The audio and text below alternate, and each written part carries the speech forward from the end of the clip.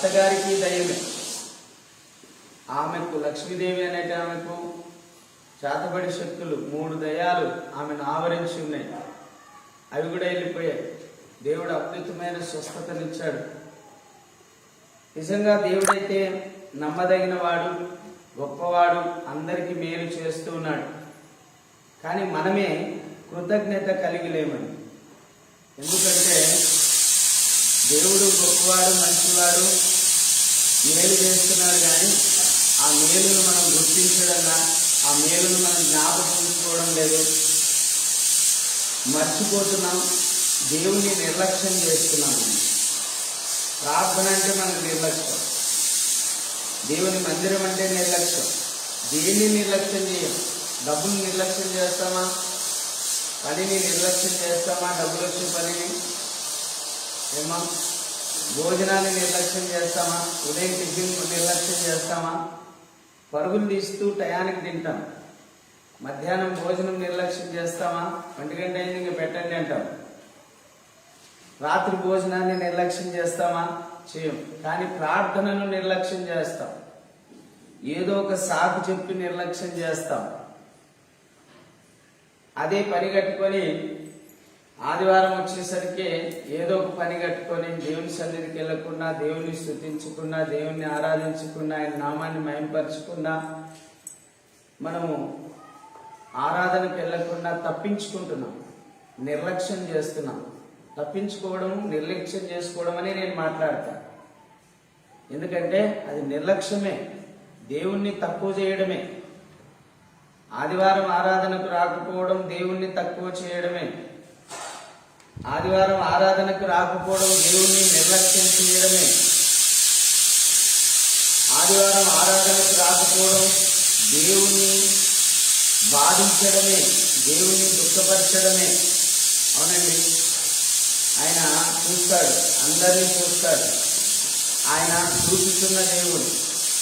నా ఇద్దరికి ఈరోజు ఎవరు వచ్చారు, నా పిల్లలు ఎంతమంది వచ్చారు, ఎవరు రాలేదు అని ఆయన బాగా ఆలోచిస్తాడండి.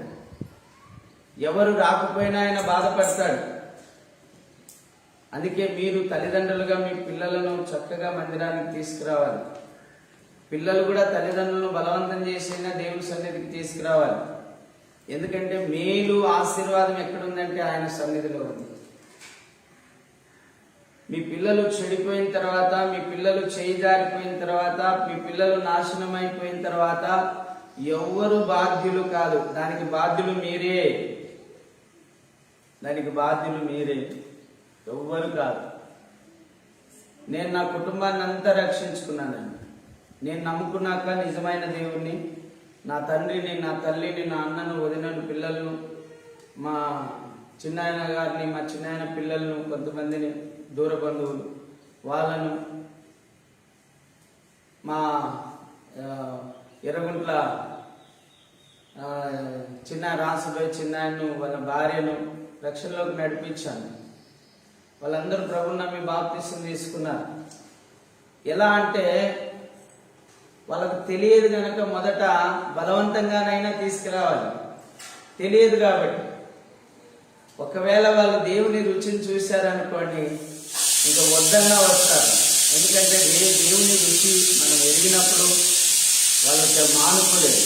ఎందుకంటే ఇక్కడ శాంతి ఉంది, ఇక్కడ సమాధానం ఉంది, ఇక్కడ నెమ్మది ఉంది, ఇక్కడ సంతోషం ఉంది, ఇక్కడ ఆరోగ్యం ఉంది, ఇక్కడ ఆయుష్ ఉంది, ఇక్కడ జ్ఞానం ఉంది, ఇక్కడ వివేచన ఉంది, ఇక్కడ బుద్ధి ఉంది. అర్థమవుతుందా మీకు? ఇటువంటి శ్రేష్టమైన మాటలు ఏ సంఘంలో చెప్పారని దేవుడు ఇక్కడ చెప్తాడు. ఇక్కడ జ్ఞానం ఉంది, ఇక్కడ వివేచన ఉంది, ఇక్కడ ఆలోచన ఉంది, ఇక్కడ బుద్ధి ఉంది, ఇక్కడ తెలివి ఉంది, ఇక్కడ స్వస్థత ఉంది, ఇక్కడ సమాధానం ఉంది, ఇక్కడ నెమ్మది ఉంది, ఇక్కడ ఆనందం ఉంది, ఇక్కడ కృప ఉంది, ఇక్కడ దేవుని మహిమ ఉంది, ఇక్కడ దేవుని ఆశీర్వాదం ఉంది. అది పొందుకోవాలంటే, అవన్నీ మనం పొందుకోవాలంటే ఇక్కడికి రావాల్సిందే. అందుకే ప్రభు అన్నాడు, ప్రయాసపడి నా భారం మోసుకొని సమస్తమైన జనులారా నా యొద్దకు రండి, నేను మీకు విశ్రాంతిని ఇస్తాను. నా యొద్దకు వచ్చువాని నేను ఎంత మాత్రము రోషివేను. నా యొద్దకు వచ్చువాని కడుపులో నుండి జీవజల నదులు ప్రవహిస్తాయి. మరి ఇంత శ్రేష్టమైనటువంటి సంఘానికి మరి మీ పిల్లల్ని ఎందుకు తీసుకురావడం లేదో నాకు అర్థం.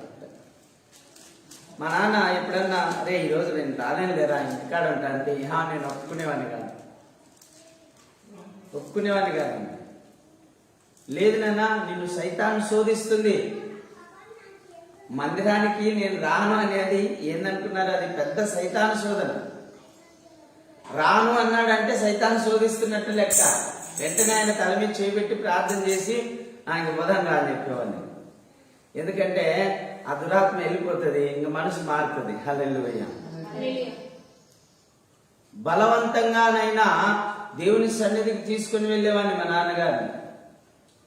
ఎందుకంటే దేవుని సన్నిధిలో దేవుడున్నాడు, దేవుని మహిమ ఉంది, దేవుని జీవం ఉంది, దేవుని ఆత్మ ఉంది, దేవుని శక్తి ఉంది, దేవుని ప్రభావం ఉంది, దేవుని కృప ఉంది, దేవుని ఆశీర్వాదం ఉంది.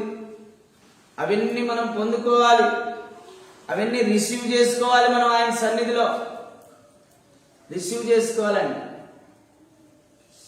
రిసీవ్ చేసుకోవాలి. ఇప్పుడు ఒక 100 క్యాండిల్ బల్బ్ ఉంది అనుకోండి, చలికాలం ఏం చేస్తామంటే ఆ బల్బ్ దగ్గర పోయి కూర్చుంటాం. ఎందుకు? దాంట్లో నుంచి వచ్చే వేడి మనలోకి వస్తుంది. యేసు ప్రభు 1,00,000 కోట్ల క్యాండిల్తో వెలుగుతో సమానమైన ఆ వెలుగులో వచ్చి మనం కూర్చున్నామంటే మనం కూడా వెలుగుమయం అవుతాం. హల్లెలూయా. మనం కూడా వెలుగుమయమైతాము, అగ్నిలా మండుతాము. ఆ మండాలనే దేవుడు ఈ సంఘాన్ని ఏర్పాటు చేశాడు. ఈ సంఘంలో దేవుడు మనల్ని మండిస్తాడు, దేవుడు ఉజ్జీవింపజేస్తాడు, దేవుడు శక్తినిస్తాడు, దేవుడు మనల్ని శక్తివంతులుగా చేస్తాడు, బలవంతులుగా చేస్తాడు. సైతాన్ని జయించడానికి, పాపాన్ని జయించడానికి, లోకాన్ని జయించడానికి, బంధుప్రీతిని జయించడానికి, ఈ లోకంలో ఉన్న ఆకర్షణలను జయించడానికి శక్తినిస్తాడు. ఈ లోకంలో ఎన్నో కట్లున్నాయండి. కట్లు అంటే ఏంటి? బంధకాలు, కుల బంధకాలు, మత బంధకాలు, బంధు బంధకాలు, ఎన్నో బంధకాలు. ధనాపేక్ష అనే ఒక బంధకం, వ్యభిచారం అనే ఒక బంధకం. దాంట్లో పడితే బయటకు రాలేదు. వ్యభిచారం అనే ఊబిలో మన్నా అంటే బయటకు రాలేడు. ధనాపేక్ష అనే ఊబిలో మన్నా అంటే వాడు బయటకు రావడం. వాడు ఎప్పుడు చర్చిలో కనపడు. ఏంటంటే అన్నా నేను ఆ ఊర్లో ఉన్నా, ఆ దేశంలో ఉన్నా, ఈ దేశంలో ఉన్నా, ఆ రాష్ట్రంలో ఉన్నా అంటాడు. ఎందుకంటే డబ్బు సంపాదన అనే ఆ పిచ్చిలో పడిపోయినా అంటే దేవుణ్ణి జ్ఞాపకం చేసుకోలేడు. ఇక మనం కూడా ఎట్లుంటామంటే తుమ్మితే ఊడిపోయే ముక్కులాగా దేవునితో సంబంధాలు కలిగి ఉన్నారు. అందుకే ఏదన్నా ఒక చిన్న అవసరం వచ్చింది అనుకోండి, అయిపోయా ఈరోజు దుమ్మ మందిరానికి అంటే దేవుడు అంత విలువలేని వానిగా ఉన్నాడు మీ దృష్టిలో. అంతే కదా? దేవుడు అంటే మీకు విలువ లేదు. అందుకే ఏదో ఒక సాగు చెప్పి ఆదివారం ఆరాధనని ఎగురగొట్టేస్తారు. ఏదో ఒక చిన్న సాగు.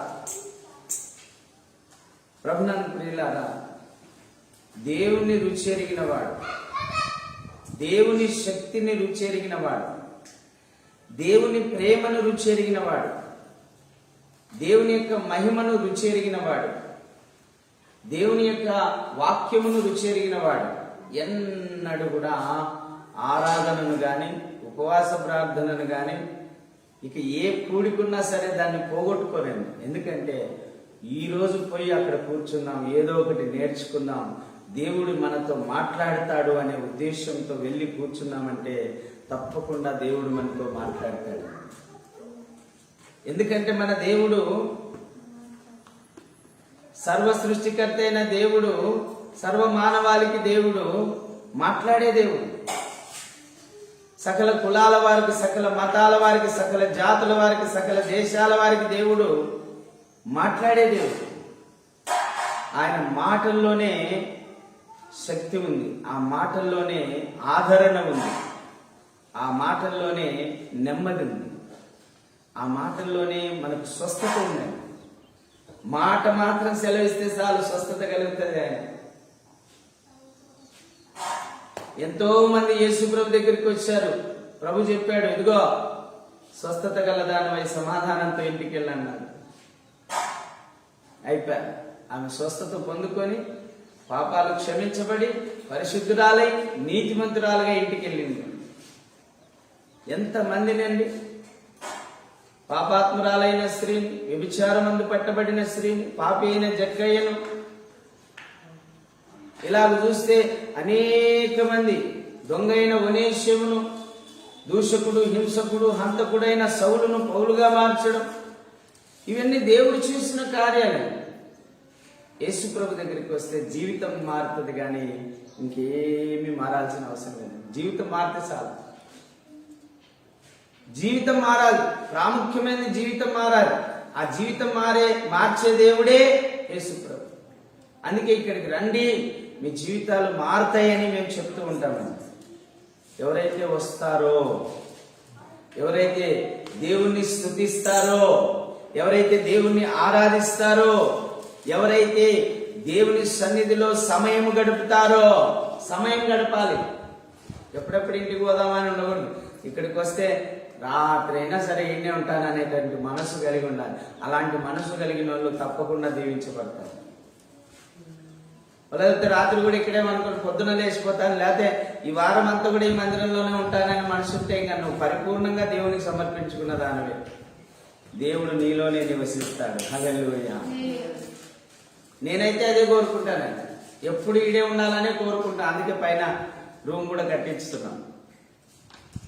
ఇక్కడే ఉండాలని, పైనుంచి దిగి రావడం, మందిరంలో ఉండడం, ఉదయం నుంచి రాత్రి వరకు ఇక్కడే ప్రార్థన చేసుకుంటూ, ఏదైనా అవసరమైనప్పుడు పోయి ప్రార్థన చేసి వచ్చి మళ్ళా మందిరంలోనే కూర్చోవడం. 7 ప్రార్థనా గదులు కట్టించి 24 గంటలు 7 ప్రార్థనా గదుల్లో ప్రార్థన జరిగేలాగా విధానాలు ఏర్పాటు చేయడం, అనేకులను ప్రేరేపించడం, అనేకులను మోటివేట్ చేయడం, ఇలాంటివన్నీ చేయాలండి. వాటి కోసం నేను జీవిస్తూ ఉన్నాను. నా జీవితం, నా ప్రాణాత్మ దేహం దేవునికి సమర్పించుకొని ఉన్నాను. ఇదిగో ప్రభా, నీ చేతుల్లో పెట్టబడుతున్నాను, నువ్వు నన్ను ఏ విధంగా వాడుకుంటావు వాడుకున్నా. నేను ప్రార్థన చేశాను. నిన్న సాయంత్రం పోలూరుకి వెళ్ళన్నాడు, ఒక ఇంటికి పోయాం, అక్కడ ప్రార్థన చేశాను. ప్రార్థన ముగించే లోపల ఒక ఆమె వచ్చింది, ఆమెకు ప్రార్థన చేశాను. అమ్మ, ఇక్కడే ప్రార్థన చేస్తలే, మీ ఇంటికి వద్దులే అన్నాను. ముందు ఇక్కడే ప్రార్థన చేస్తలే, ఏం కాదు, దేవుడు స్వస్థపరుస్తాడన్నాను. ప్రార్థన చేసినాక మళ్ళా పక్కన ఉన్న అక్క అంటుంది, లేదన్నా వాళ్ళ ఇంటికి పోవాల్సిందే, వాళ్ళు చాలా సమస్యల్లో ఉన్నారు, చాలా సమస్యల్లో ఉన్నారు, అయ్యా వాళ్ళ ఇంటికి పోవాల్సిందే అంటుంది. పోదాం పమ్మాను. పోయినాం, కూర్చున్నాం. చూడండి, 6 గంటలకు ప్రార్థన మొదలు పెడితే 8 అయింది. 2 గంటల సేపు దురాత్మలతో పోరాడాను. ప్రార్థన 2 గంటలు ప్రార్థన చేసామండి. ఆ 3 దయ్యాలు వెళ్ళిపోవడానికి. ఆ 3 దయ్యాలు, వాళ్ళ అత్తగారిలో ఉన్న ఒక దయ్యం, 4 దయ్యాలు వెళ్ళిపోయింది. Praise the Lord. హల్లెలూయా. వాళ్ళ ఇంట్లో ఉన్న అంతరాలు, తాయెత్తులు అన్ని కట్టగట్టి తీసుకుపోయి ఏట్లో పారేసినాం. ఇక ఏమీ లేకుండా దేవుడు సహాయం చేశాడు. 7 సోమవారాలు అక్కడ ప్రార్థన పెడుతున్నాం, ఉపవాస ప్రార్థన. 12 గంటల నుంచి 3 గంటల వరకు ఉపవాస ప్రార్థన. 7 సోమవారాలు. మన రామూర్తి అన్న ఇంట్లో 7 గురువారాలు పెట్టాను. 7 గురువారాలు ఉపవాస ప్రార్థన, 12 నుంచి 3 వరకు. నేను చాలా మందికి చెప్పాను, మీ ఇళ్లలో ఉపవాస ప్రార్థన పెట్టుకోండి, మేము వస్తామని.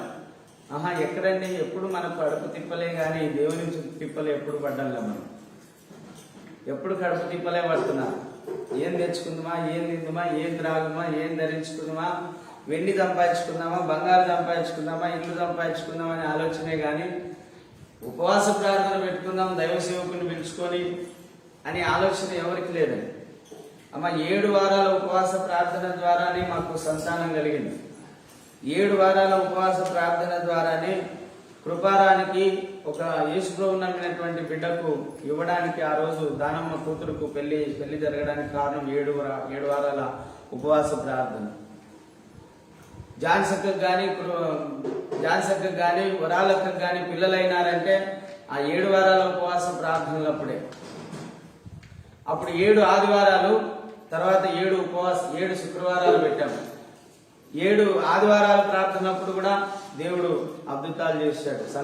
సంఘంలో పెట్టినట్టువేమో 7 ఆదివారాలు, ఇళ్లలో పెట్టినట్టువేమో 7 శుక్రవారాల ప్రార్థనలు. ఇలాగ ఉపవాస ప్రార్థనల ద్వారానే దేవుడు అనేకమైన అద్భుతాలు చేశాడండి, అనేకమైన అద్భుతాలు చేశాడు. మరి మీకు గుర్తుంటాయో లేదో మరి. నేనేమో వాళ్ళకి గుర్తు చేయాల్సి వస్తుంది చాలాసార్లు. అమ్మ పలానా టైంలో మనం పలానా ప్రార్థన పెట్టాం, దాని ఫలితం వచ్చింది, చూసినారా, విన్నారా, మీరు గ్రహించినారా? ఏడండి క్రైస్తవులు మందమతులు కదా, మర్చిపోతారు పాపం, గుర్తుండదు వాళ్ళకి. ప్రభువే చెప్పినాడు, మందమతులారా అన్నాడు. అన్నాడా లేదా? మందమతులా కాదా మీకు? అమ్మా చేసిన మీరు మర్చిపోయేటోళ్ళా కాదా? మర్చిపోయేటోళ్ళే. గుర్తుంటే వస్తారు కదా. ఏడ గుర్తుంటుంది? ఓ వచ్చినాడు, ప్రార్థన చేసినాడు, కానికి ఇచ్చిన వాళ్ళకి అంతటితోనే సరిపోయింది అనుకునేటువంటి వాళ్ళు. నైమాన్ లాంటి వాళ్ళు చాలా మంది ఉన్నారని. నైమాన్ అట్లే అనుకున్నాడు. వాళ్ళు ప్రార్థన చేసినాక స్వస్థత కలిగినాక ఎండి బంగారు వస్త్రాలు ఇచ్చేద్దాంలో అడిగి అయిపోతుంది అనుకున్నాడు. కానీ ఎలీషా ఏం చేసినాడు? నీ వెండి కానీ నీ బంగారు కానీ నాకు అవసరం లేదు, నువ్వు వెళ్ళిపో, నా జీవం గల దేవుని తోడు నీ దగ్గర ఒక్క ఆన కూడా తీసుకోనన్నాడు. హల్లెలూయా. ఎందుకన్నాడు? నువ్వు ఈ ప్రార్థనకు ఫలితంగా డబ్బులు ఇవ్వాలనుకుంటున్నావు. హృదయాంతరంగం లేగిన వాడండి దేవుడు. ఈ ప్రార్థనకు ఫలితంగా డబ్బులు ఇవ్వాలనుకుంటున్నావు. నువ్వు డబ్బులు కాదు ఇవ్వాల్సింది దేవునికి. ఏమి ఇవ్వాలమ్మా? అబ్బా భలే చెప్పినారే, బాగానే గుర్తుంది. హృదయం ఇవ్వాలి కదా, హృదయం ఇవ్వాలి. దేవునికి కావాల్సిన హృదయం అండి. దేవుడు సృష్టించిన ఈ దేహం ఆయనకి ఇవ్వాలి, దేవుడు సృష్టించిన ఈ హృదయం ఆయనకి ఇవ్వాలి, దేవుడు సృష్టించిన ఈ ఆత్మను. అందరూ ఏమి ఇచ్చారు? టెంకాయలు ఇచ్చారు, ఊదిబత్తలు ఇచ్చారు, చక్కెర ఇచ్చారు, నైవేద్యాలు పెడతారు, అమ్మా అన్నదానాలు చేస్తారు,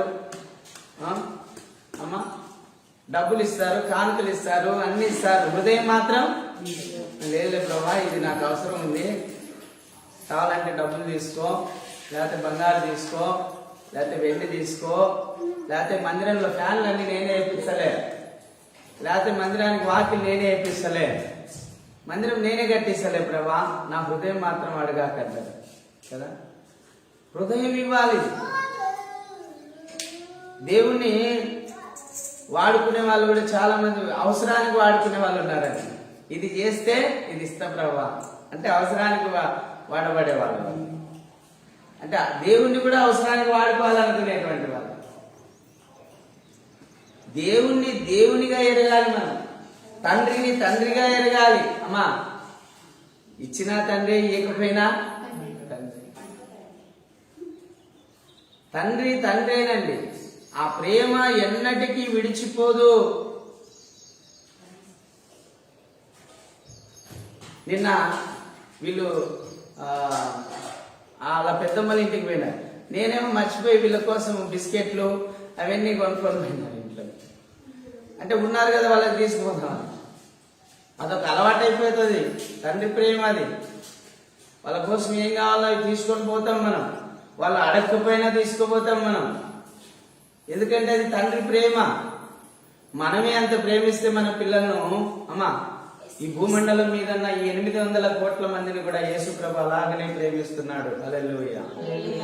నమ్మిన వారినైనా సరే, నమ్మని వారినైనా సరే, దూషించే వారిని కూడా ఆయన ప్రేమిస్తున్నాడు. హల్లెలూయా.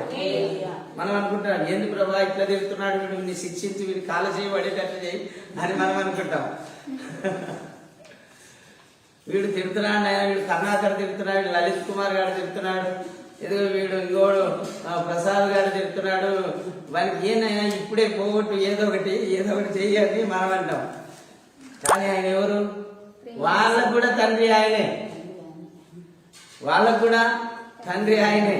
తండ్రి ఎవరన్నా ఏదో ఒక బెత్తంతో 2 ఏట్లో 3 ఏట్లో కొడతారు కానీ అమ్మ శిక్షిస్తారా? భయంకరంగా శిక్షిస్తారా? ఏదో బుద్ధి రావాలని ఒక దెబ్బ కొడతారు కానీ, కర్రతో బుద్ధి రావాలని కొడతారు కానీ పూర్తిగా కాలు చేయబడేటట్టు, నోరు పడిపోయేటట్టు చేస్తాడా? చేయడు. కానీ ప్రతి ఒక్కరికి సమయం ఇస్తాడు. ఏమిస్తాడు? దేనికి ఇస్తాడు సమయం? అమ్మా, మారు మనసు పొందడానికి ఇస్తాడు సమయం. మారుతుందిలే, ఈరోజు మారుతుందిలే, రేపు మారుతుందిలే, ఎల్లుండి మారుతాడులే, ఆవులెల్లుండి మారుతాడులే, నా కుమారుడు మారుతాడు, ఏదో ఒక రోజు మారుతాడు, వానికి తెలివి వస్తుందిలే మనం అంటుంటాం కదా. ఎవరైనా తెలియదు బిడ్డ, ఒక తల్లి పిల్ల ఇంతవరకు చూద్దాంలే, తల్లి పిల్ల అయితే మారుతుందిలే అంటుంటారు ఆడేళ్ళ గురించి. తల్లి పిల్ల అయితే మారుతుందంట. ఎందుకు? ఆ పిల్లలు ఏడుస్తుంటే, వాళ్ళు రాత్రులు నిద్రపోకుండా చేస్తుంటే, వాళ్ళకు పాలు ఇస్తుంటే, సతాయిస్తుంటే, అన్నం కూడా తినకుండా సతాయిస్తుంటే, అవు కదరా నాయన, మా అమ్మ కూడా ఇట్లా జాకిందే, మా నాయన కూడా ఇట్లా జాకిందే, అప్పుడు గుర్తుకొస్తుంది. అంతవరకు గుర్తుకు రాదు. అంటే ఏదైనా తన దాకా వచ్చేంత వరకు ఎవరికి అర్థము కాదు. తడిస్తేనే గుడిసె కప్పగలుగుతారు. తడవాలి, తడిసినప్పుడే గుడిసె కప్పగలిగేది. ప్రభునందు ప్రియులారా, తడిసినప్పుడే గుడిసె కప్పుతున్నారు. తన దాకా వస్తే గాని, అది అనుభవంలోకి వస్తేనే గాని తెలుసుకోలేకపోతున్నారు.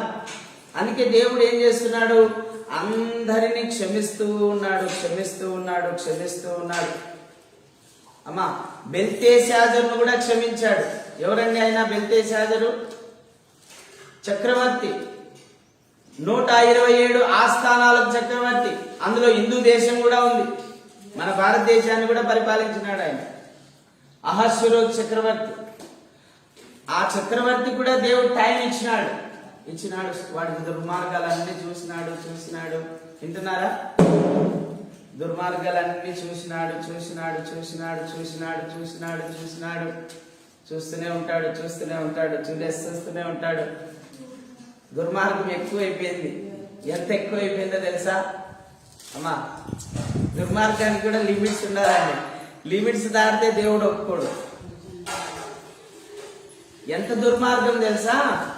యెరూషలేము దేవాలయంలో నుంచి తెచ్చిన పాత్రలు తెప్పించుకున్నాడంట మందు తాగడానికి,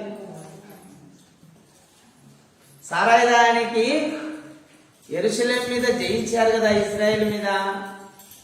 యెరూషలేము దేవాలయంలో ఉన్న పాత్రలు తేలరా, అవి బలున్నాయి, భలే అందంగా ఉన్నాయి పాత్రలు. అవి దేవుని పాత్రలు, తెలుసు కదండి. మనం ఇప్పుడు ద్రాక్ష రసము, తర్వాత ప్రభు శరీరం పెట్టుకుంటున్నాం కదా, అట్లాంటి పాత్రలు. అంటే దేవుని పని కొరకు వాడే పాత్రలు తెప్పించుకున్నాడంట. దేనికోసం? సారాయిదానికి.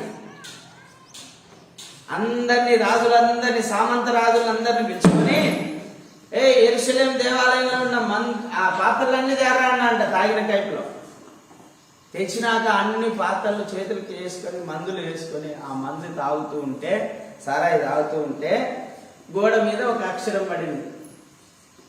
అది ఎవరికి కనపడింది? అహస్వరోసు బెల్తెషాజరుకు కనపడింది. ఏం కనపడింది? మేనే టేకెల్ ఒఫార్సేస్. మేనే టేకెల్ ఒఫార్సేస్. ఆ భాషకు అర్థం ఏంటంటే, నీ లెక్క ముగించబడింది. ఏందమ్మా? నీ లెక్క క్లోజ్. సమయం ఇస్తాడు. ఇక్కడున్న మనకైనా సరే, లోకస్తులకైనా సమయం ఇస్తాడు దేవుడు. ఆ సమయంలో మారకపోతే,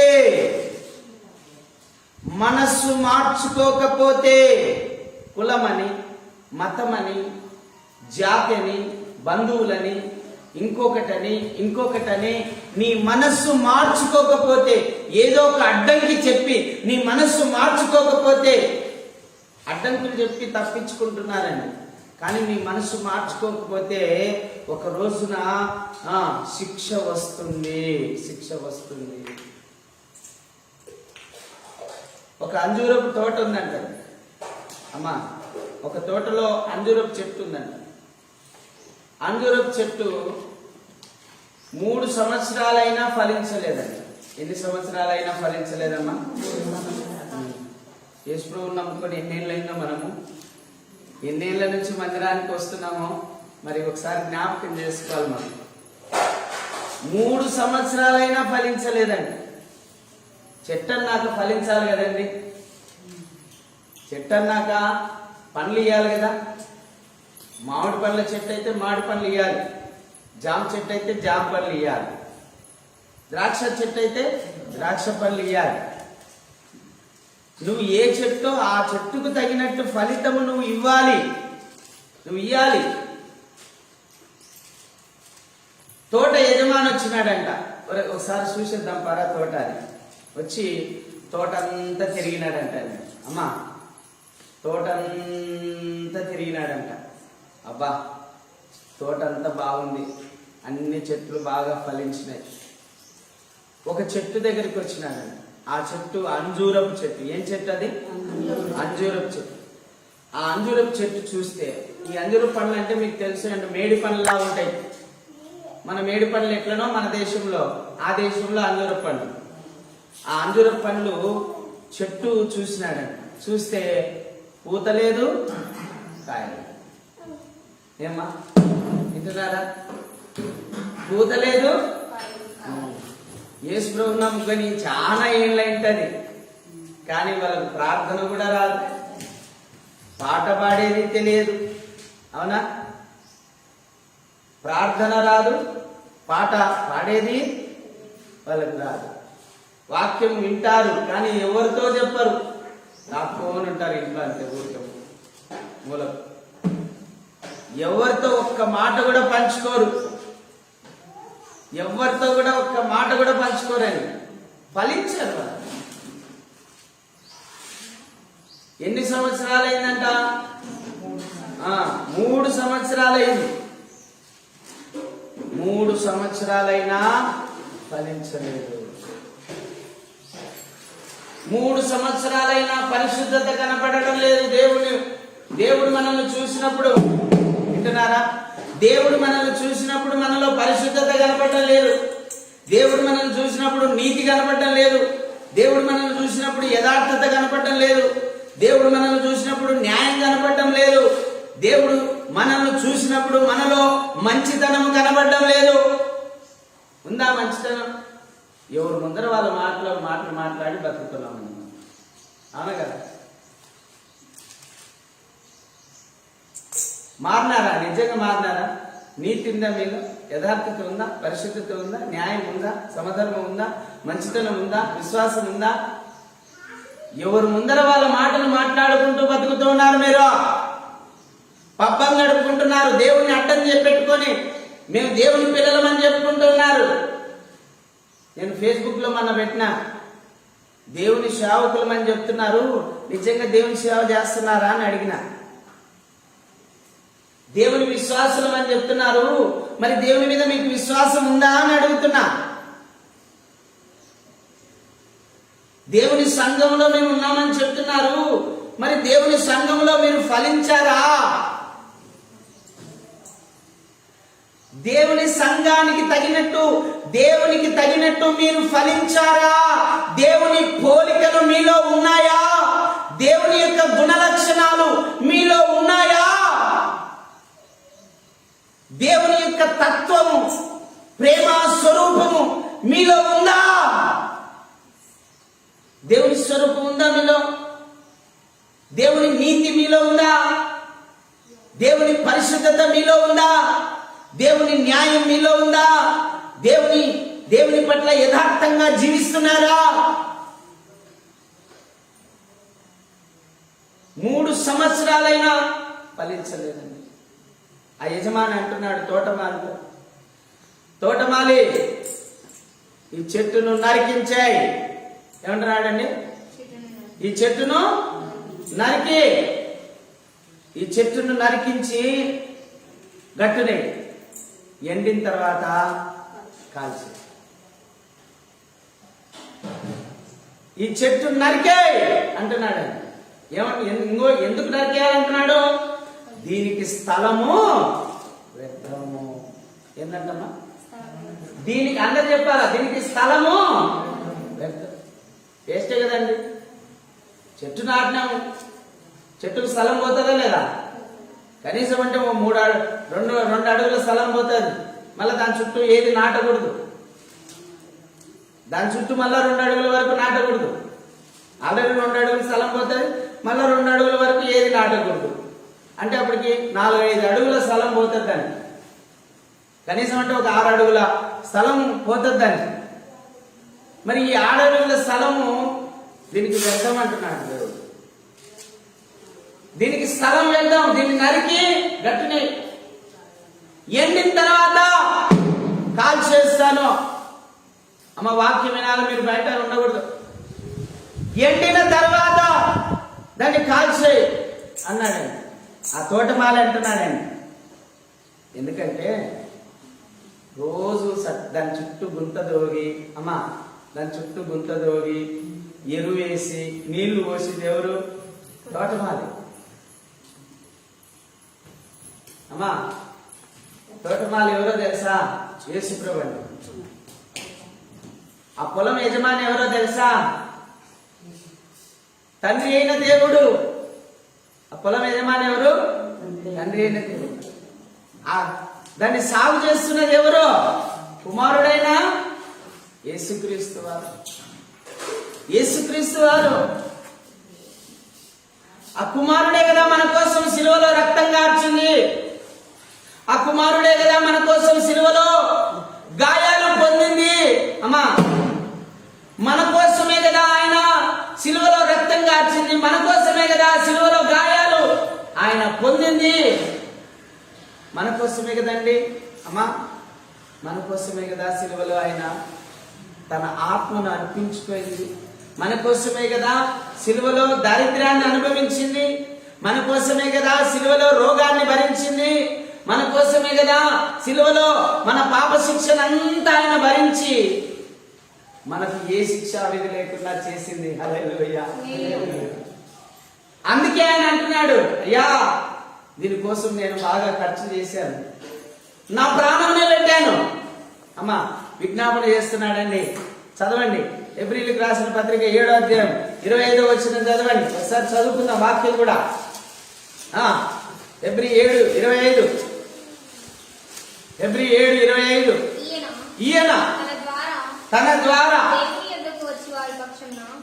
దేవుని యొద్దకు వచ్చు వారి పక్షమున విజ్ఞాపన చేయుటకు నిరంతరము జీవించుచున్నాడు గనక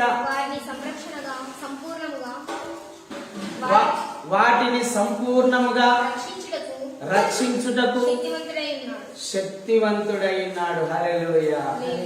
విజ్ఞాపన చేస్తున్నాడంట ఈయన. ఎవరు? యేసు ప్రభు తండ్రి దగ్గర విజ్ఞాపన చేస్తున్నాడంట. తండ్రి తండ్రి ఇదిగో రామూర్తనను ఇదొక్క సంవత్సరం ఉంచు, ఇదిగో అన్నపూర్ణమ్మని ఇదొక్క సంవత్సరం ఉంచు, ఇదిగో నా దృశ్యాన్ని ఈ సంవత్సరం ఒకటి ఉంచు, ఇదిగో నా తాన్ని ఇంకొక సంవత్సరం ఉంచు. అయ్యా ఫలించినా సరే చూద్దాం, ఇదొక్క సంవత్సరం చూడయ్యా. ఎన్ని సంవత్సరాలు ఎన్నిసార్లు మొరపెట్టినాడో, ఈ సంవత్సరం చూద్దాం, ఈ సంవత్సరం చూద్దాం, ఈ సంవత్సరం చూద్దామని విజ్ఞాపన నిరంతరం చేస్తూనే ఉన్నాడంట. అర్థమవుతుందా? ఎవరు విజ్ఞాపన చేసేది? ఎవరి కోసం? మన కోసం, పాల్జోసఫ్ కోసం, ప్రసన్న కోసం విజ్ఞాపన చేస్తున్నాడు. అయ్యా లేదులే మనసు మారుతుందిలే, ఇదిగో యవనస్తుడు కదా, ఇదిగో సినిమాల వైపు తిరుగుతున్నాడు కొంచెం, యవనస్తుడు కదా ఇదిగో షికారుల వైపు తిరుగుతున్నాడు కొంచెం, యవనస్తుడు కదా కొంచెం లోపల క్రియలు ఉంటాయి, శరీర క్రియలు, దానిని బట్టి క్షమించయ్యా, ఈ సంవత్సరం చూద్దాం మారుతాడేమో, ఈ సంవత్సరం చూద్దాం మారుతాడేమో అని విజ్ఞాపన చేస్తున్నాడండి. ఎవరు?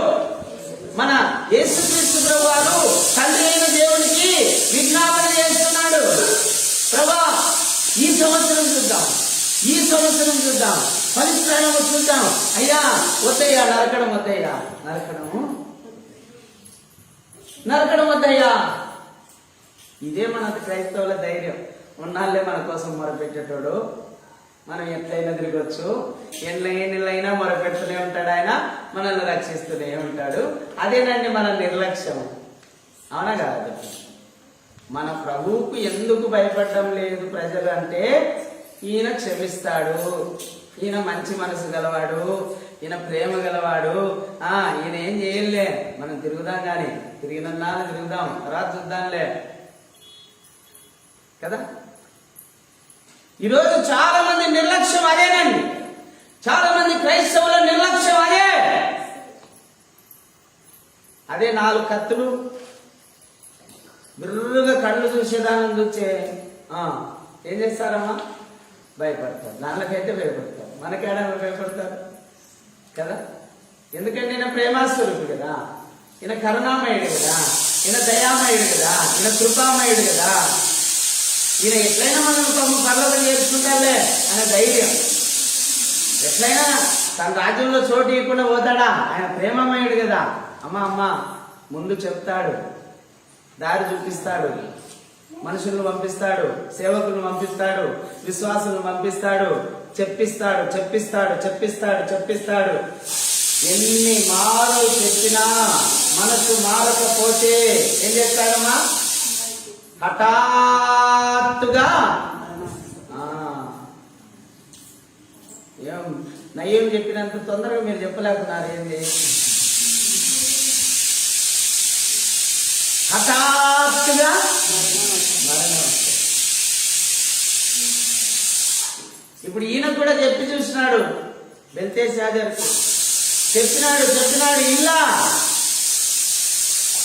విన్నాడమ్మా, ఇలా ఏమన్నాడు, గోడ మీద రాసినాడు, నేనే టేకిల్ ఉఫార్సిస్, అంటే నీ లెక్క అయిపోయింది నైనా, నీ లెక్క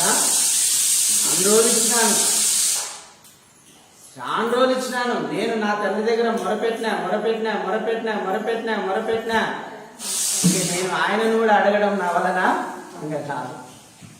ఎన్నిసార్లు అని అడుగుతామండి, మనం కూడా అనుకుంటాం కదా, ఏందన్నా ఎన్నిసార్లు అడగాలన్నా అంటాం కదా. 4 సార్లు అడుగుతాం, 5 సార్లు అడుగుతాం, 10 సార్లు అడుగుతాం. ఎన్నిసార్లు అడుగుతామండి? ఇజ్రాయెల్ జ్ఞానం వల్ల చర్చికి రండమ్మా అని ఒక 20-30 సార్లు అడిగింటాం. ఎన్నిసార్లు అడుగుతాం? వదిలేసినాం, పోయినలేక ఈ చెట్టు అని, ఈ చెట్లు పోయినాయిలే ఇంకా అనుకున్నాం. అంతే కదండి. మనమైనా దేవుడైనా కొంత సమయం అనేది ఇస్తాడు. ఎవరైనా దేవుడు కూడా కొంత సమయం ఇస్తున్నాడు మనకు. ఆ సమయంలో నువ్వు మారినావా సరే. రోమీలకు రాసిన పత్రికలో రాయబడిందండి ఆ మాట. ఒకసారి చదవమ్మా, ఉందేమో 11:23 చదవమ్మా. 11:23 రోమీలకు రాసిన పత్రిక 11:23. వారు తమ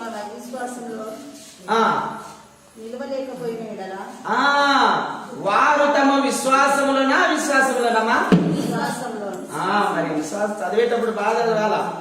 వారు తమ అవిశ్వాసములో నిలవకపోయిన ఎడల అంటుకట్టబడుదురు. దేవుడు వారిని మరలా అంటుకట్టుటకు శక్తి గలవాడు. ఇట్లుండగా మీరు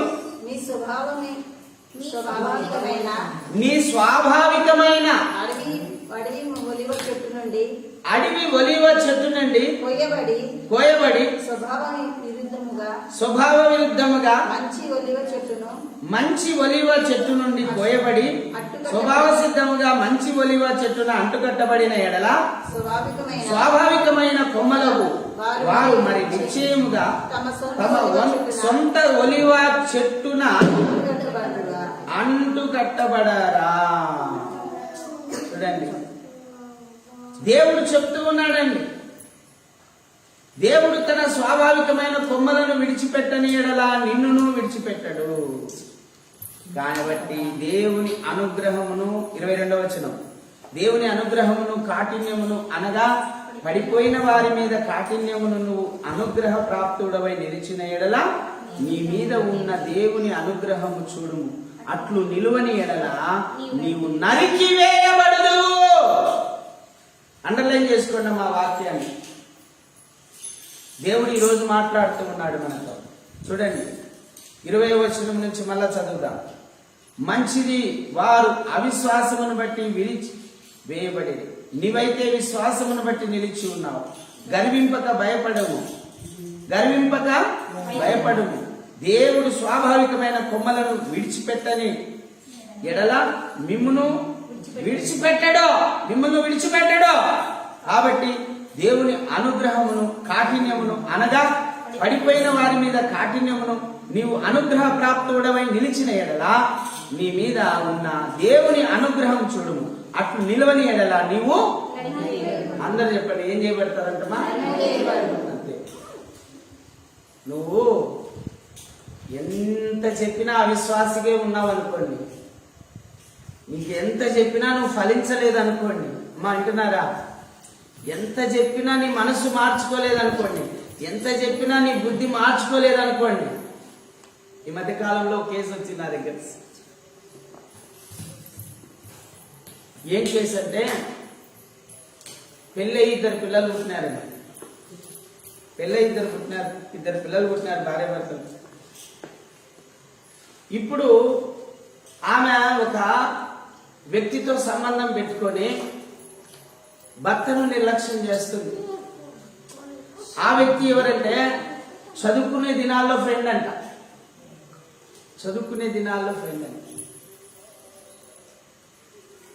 భర్తతో ఉండాల్సినటువంటి ఆమె స్వాభావికంగా దైవ నియమంగా భర్తతోనే ఉండాలి ఆమె. ఇప్పుడు వేరొకరితో ఉండాలని ఇష్టపడుతూ భర్త కళ్ళు కప్పుతూ, తల్లిదండ్రుల కళ్ళు కప్పుతూ, అత్తమామల కళ్ళు కలుపుతూ జీవిస్తుంది. ఆ కేసు వచ్చింది నా దగ్గరికి. అనా భర్త అంటున్నాడంట, ఏదో చేసినావు ఇంతకుముందు, వదిలే, మనం హ్యాపీగా ఉన్నాం, ఇద్దరు పిల్లలు ఉన్నారు మనకు, మంచిగా సంతోషంగా జీవిస్తున్నాం, వద్దు ఆ పని వద్దు నువ్వు అని భర్త ఎంత మంచిగా చెప్తాడంట. అమ్మ చెప్తూనే ఉన్నాడు.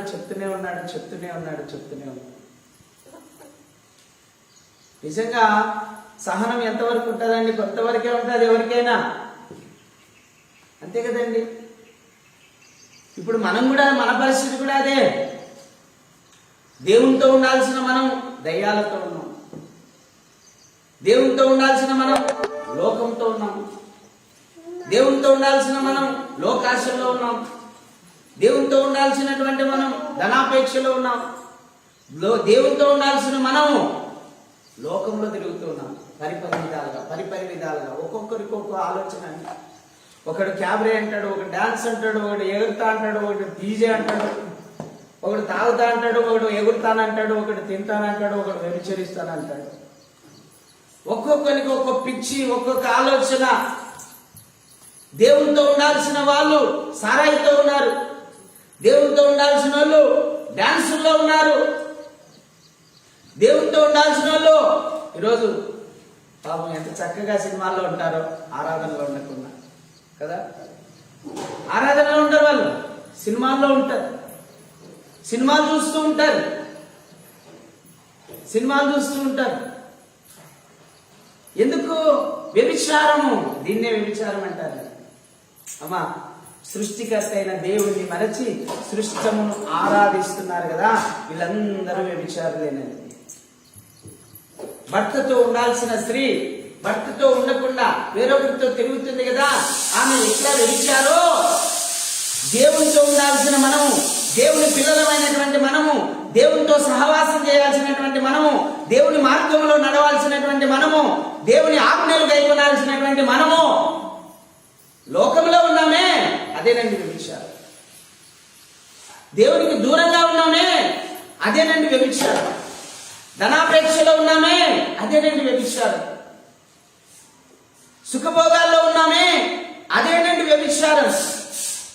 దేవుణ్ణి కాకుండా, సృష్టికర్త అయిన దేవుణ్ణి కాకుండా సృష్టమును ఆరాధిస్తున్నామే. అర్థం తెలుసామా? సృష్టికర్త అంటే ఎవరు? దాని అర్థమైంది. సృష్టికర్త అంటే భూమిని, ఆకాశమును, నక్షత్రములను, సూర్యచంద్రులను, వాయువును, నీరును, అగ్నిని, జంతువులను, పక్షులను, పురుగులను, జలములను, సముద్రములను, నదులను, ఎడారులను, అడవులను, లోయలను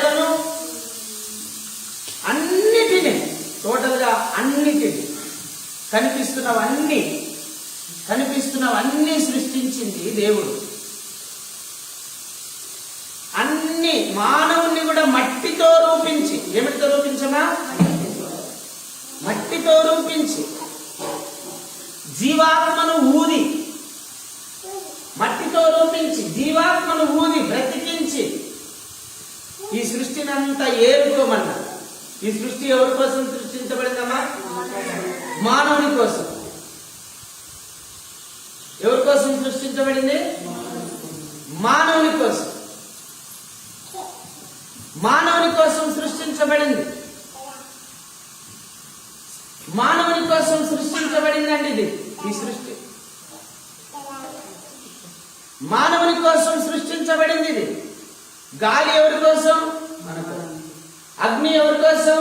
మన కోసం. నీరు ఎవరి కోసం?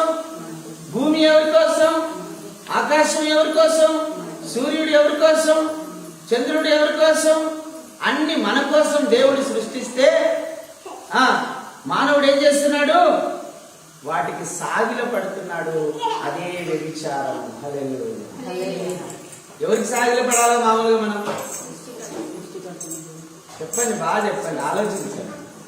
ఎవరికి మొక్కాల మనం మామూలుగా? సృష్టికర్తకు. అలా చెప్పండి, ఎవరికి? సృష్టికర్తకు మొక్కాలి మనము. సృష్టికర్తను ప్రార్థించాలి మనము. సృష్టికర్తను ఆరాధించాలి. కానీ ఎవరిని ఆరాధిస్తున్నాం? సృష్టి అంటే ఏంటి? సృష్టి అంటే ఏంటి? భూమి, ఆకాశము, నక్షత్రములు, చంద్రుడు, సూర్యుడు, వాయువు, నీరు, అగ్ని, చెట్లు, లోయలు, కొండలు, ఎడారులు, సముద్రాలు, నదులు, ఇవన్నీ సృష్టి. జంతువులు సృష్టి, పక్షులు సృష్టి. కానీ మానవుడు ఏం చేశాడు?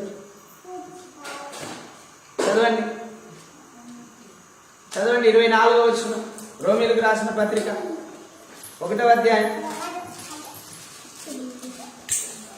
23వ వచనం చదువుదాం. వారు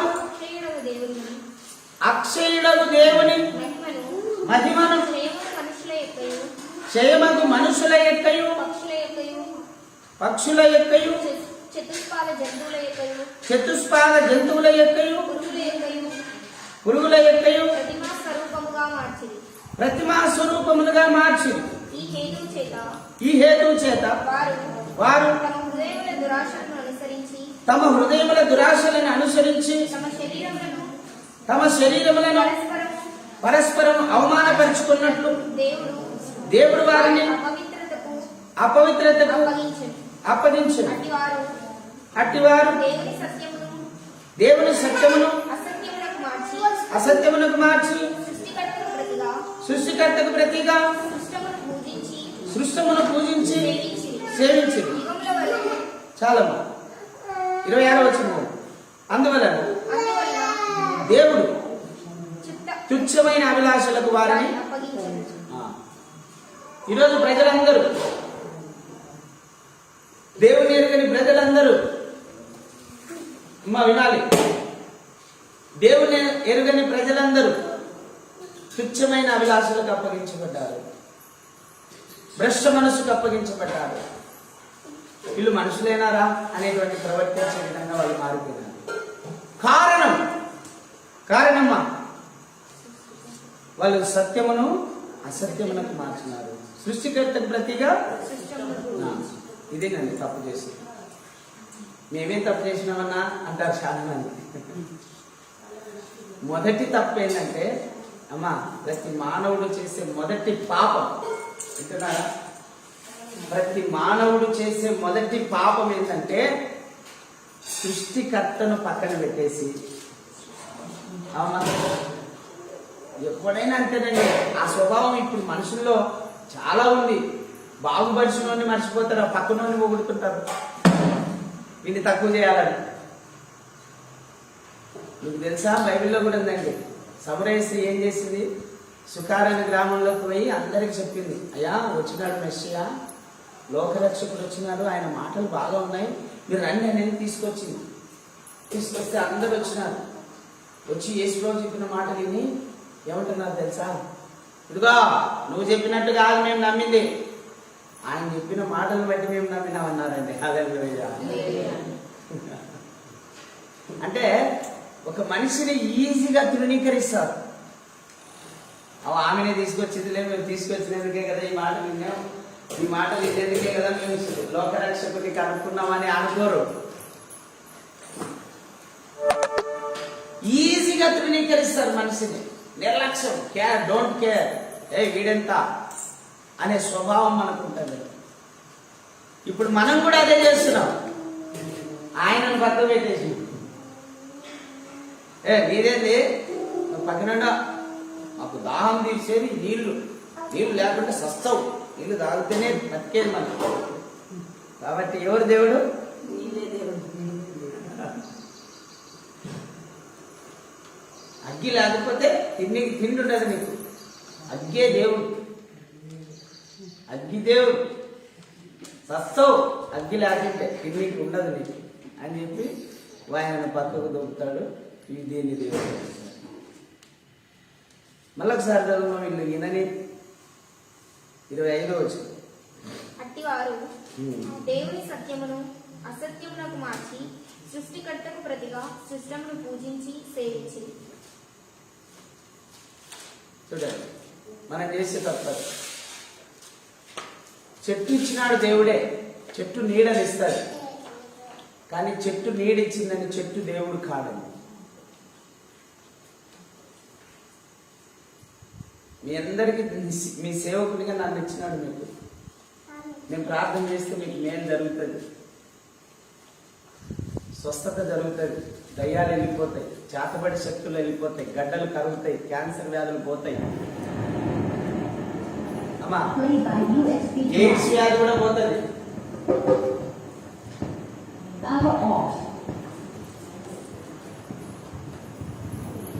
ఎయిడ్స్ వ్యాధి కూడా పోతుంది. మా రోగాలు స్వస్థత కలుగుతాయి. కానీ నేను దేవుడిని కాదు. అయితే ఆ దేవుని వలన ఆ వరాలు నాకు వచ్చినాయి. అది సత్యం, అది గ్రహించాలి. వీళ్ళేమనుకున్నారంటే ఇక ఆ దేవుని తర్వాత ఈయనే దేవుడు అనే ఫోటోలు కూడా పెట్టుకున్నారు కొంతమంది సేవకులు. ఎస్ అన్నది, సుధాకర్ అన్నది. నేను అడుగుతాను వాళ్ళు, ఏసన్న మీకు దేవుడా? ఏసన్న మీకోసం రక్తం కార్చినాడా? మీకోసం ప్రాణం పెట్టినాడా? భక్త సింగ్ అన్న మీకోసం ప్రాణం పెట్టినాడా, రక్తం కార్చినాడా? ఆయన సేవకుడు, గౌరవించాలి, మంచిదే. అలానా సేవకుడిని గౌరవించే విధానం ఏంటంటే ఆయన ఏ విధంగా నడుచుకున్నాడో ఆ అడుగు జాడల్లో నడుచుకుంటే అప్పుడు గౌరవించినాడు అంతే. ఇప్పుడు నేను చెప్పినట్టు మీరు విన్నారనుకోండి, నన్ను గౌరవించినట్టే. మీరు ఫోటో పెట్టుకొని కాళ్ళు లాగితే ఏం ప్రయోజనం? ఫోటో పెట్టుకొని నా మాట వినకపోతే ఏం ప్రయోజనం? తల్లిదండ్రులు కాళ్ళు మొక్కకపోయినా పర్వాలే, కాళ్ళకు మొక్కినంత విలువగా వాళ్ళని చూసుకోమని దేవుడు చెప్పేది. కాళ్ళకు మొక్కి కాళ్ళు లాగితే ఏం ప్రయోజనం? అమ్మా, పెళ్లిళ్ళలో ఏం మొక్కుతారో ఎంత భక్తో తల్లిదండ్రులు, ఎంత భక్త బాడుకుంటాం. నిజంగా భక్తుందా? సాక్తారా? చూసుకుంటారా? ఊరికండి మనుషులు దున్నికి అంటే మనుషులను నమ్మిస్తాం మనం, మనుషులనే మాయ చేస్తాం మనం. మాయ చేసే రకం అండి, మాయ చేసే రకం. ఏది మంచిదో అది చెయ్యాలి అంతే. వాళ్ళకు మొక్కాల్సిన అవసరం లేదు. వాళ్ళకు మొక్కినంత గౌరవం వాళ్ళకి ఇస్తే చాలు. నా ఫోటో పెట్టుకోవాల్సిన అవసరంలా, మా మాట వింటే చాలు. మా ఆదివారం 10 కల్లా ఇక్కడ ఉండదు తల్లి అంట, అదొక్కటి వింటే చాలు. అది మీకు ఇష్టం వచ్చినప్పుడు వస్తారు, మీకు నచ్చినప్పుడు వస్తారు, మీకు అన్ని పరిస్థితులు అనుకూలంగా ఉండాలా. కొంతమంది అయితే రోడ్డు బాగాలేదని రాలే, వాళ్ళకి హెలికాప్టర్ పెట్టాలి. మనం ఆడ ఎక్కితే ఇక్కడ ఎగేటట్టు. నిజమే కాదు? అమ్మా మీకు పెళ్లిళ్ళు పడతాయి, హైదరాబాద్లో పడతాయి, ఆ గల్లి ఈ గల్లి తిరిగి వాడినడికి వీడినడికి ఆటో ఎక్కి ఈ ఆటో ఎక్కి పోతారా పోరా? పెళ్లి కంటే హీనమమ్మా ఇది మందిరం. పెళ్లి కంటే హీనమా దేవుడు? మీ బంధువుల పెళ్లి కంటే హీనమా ఈ దేవుడు? మాకు తెలియదన్నా. మరి తెలియకుండా నేను ఎక్కడ హైదరాబాద్ పోతున్నావు, అమెరికా పోతున్నావు, ఆఫ్రికా పోతున్నావు, సింగపూర్ పోతున్నావు, ఇన్ని దేశాలు తిరుగుతున్నావు, ఇన్ని ఊర్లు తిరుగుతావు. మన వాళ్ళు వసంతమ్మ ప్రొఫెసర్ నెల్లూరు పోయినారంట. ఈ మందిరానికి రావాలంటే మేము రాలేమన్నా, నడవలేదు మా ఆయన, నెల్లూరు పోయినారు. ఏది గౌరవించాలో అది గౌరవించాము, ఏదేదో చేస్తుంటాం, మాయలు మంత్రాలు కదా. దేవుణ్ణి గౌరవించాల్సిన మనం ఇప్పుడు ఏం చేస్తున్నాము? అవసరం తీర్చే వాళ్ళని గౌరవిస్తున్నాం. దేవుణ్ణి గౌరవించాలని, దేవుణ్ణి సృష్టికర్తను మనం ఆరాధించాలి. నేను ఒక్కటే చెప్పేది భారతీయులందరికీ, అయ్యా మాకు 4 వేలు ఉన్నాయి, ఆ 4 వేదాలను ఆచరించండి చాలు, మీరు నిజమైన దేవుణ్ణి తెలుసుకుంటారు. హల్లెలూయా. వేదాలని చెప్తున్నా, దేవుడు ఒక్కడే, దేవుడు ఓంకార స్వరూపుడు, దేవుడు స్వయంభవుడు, దేవుడు ఉన్నవాడు, ఎవరితో తయారు చేయబడివాడు, దేవుడే సృష్టికర్త. మళ్ళా ఎవరు ఆయనను సృష్టించలేరు. చెప్పండి, సృష్టిస్తారా ఎవరైనా? నువ్వు తయారు చేయగలవా, నువ్వు తయారు చేయగలవా, నువ్వు తయారు చేయగలవా? దేవుణ్ణి ఎవరు తయారు చేయలేదండి.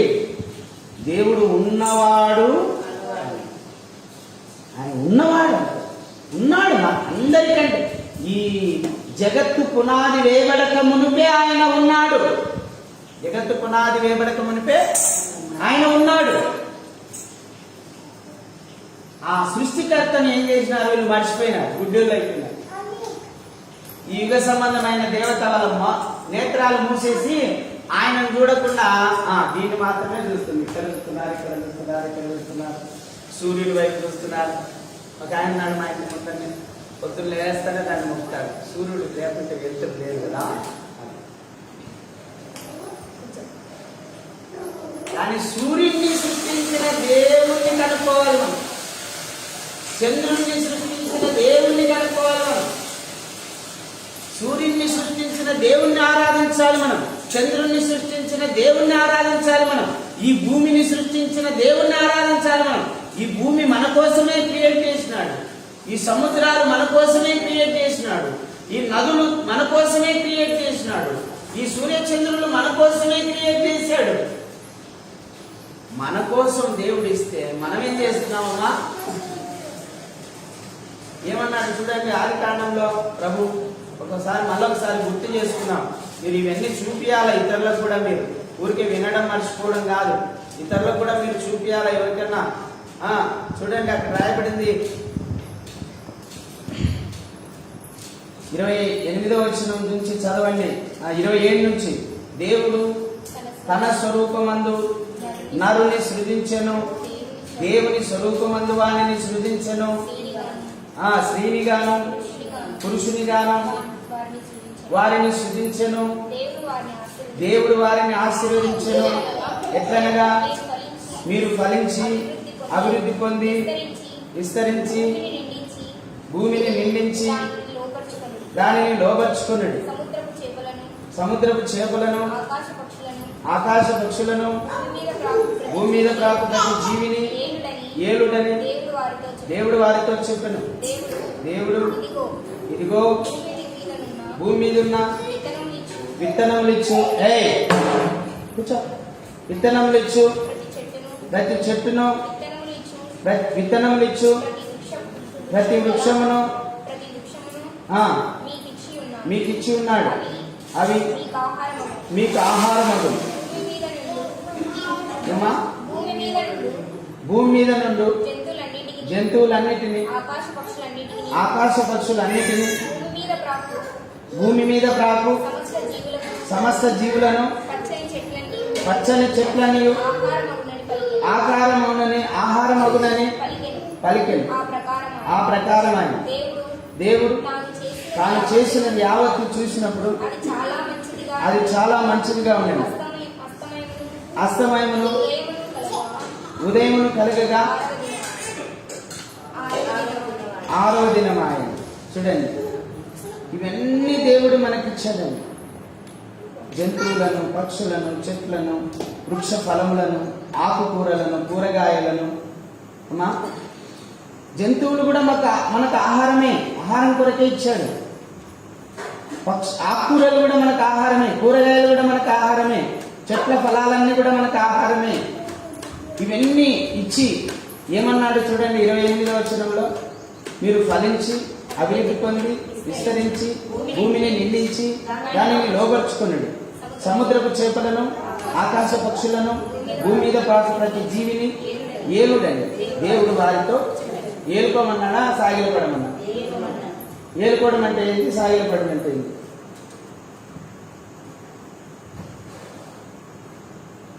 ఏలుకోవడం అంటే, ఇప్పుడు నేను నయోమిని పెళ్లి చేసుకున్నాను, ఆమెను ఏలుకుంటున్నాను. నయోమి నీళ్లు పెట్టంటే నీళ్లు పెడతాడు పాపం, బట్టలు ఉతికి బట్టలు ఉతికి పెడతాడు పాపం. అంటే నేనేం చెప్పినా అది చేస్తుంది ఆమె. ఆమె నాకు ఇచ్చి ఏలుకోమన్నాడు దేవుడు. ఇప్పుడు ఈ భూమి మీద ఉన్నటువంటి భూమిని కానీ, సూర్యుని కానీ, చంద్రుని కానీ, నీరు కానీ, వాయువు కానీ, అగ్ని కానీ, జంతువులు కానీ, పక్షులు కానీ దాన్ని ఏలుకోవాలి, వాడుకోవడం. ఒక రకంగా చెప్పాలంటే వాడుకోవడం. వాడుకోకుండా ఏం చేస్తున్నారు? నీవే నా దేవుడు, నీవే నా దేవుడు, నీవే నా దేవుడు అని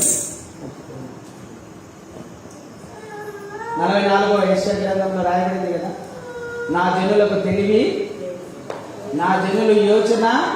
చదువుతారు ఎవరన్నా?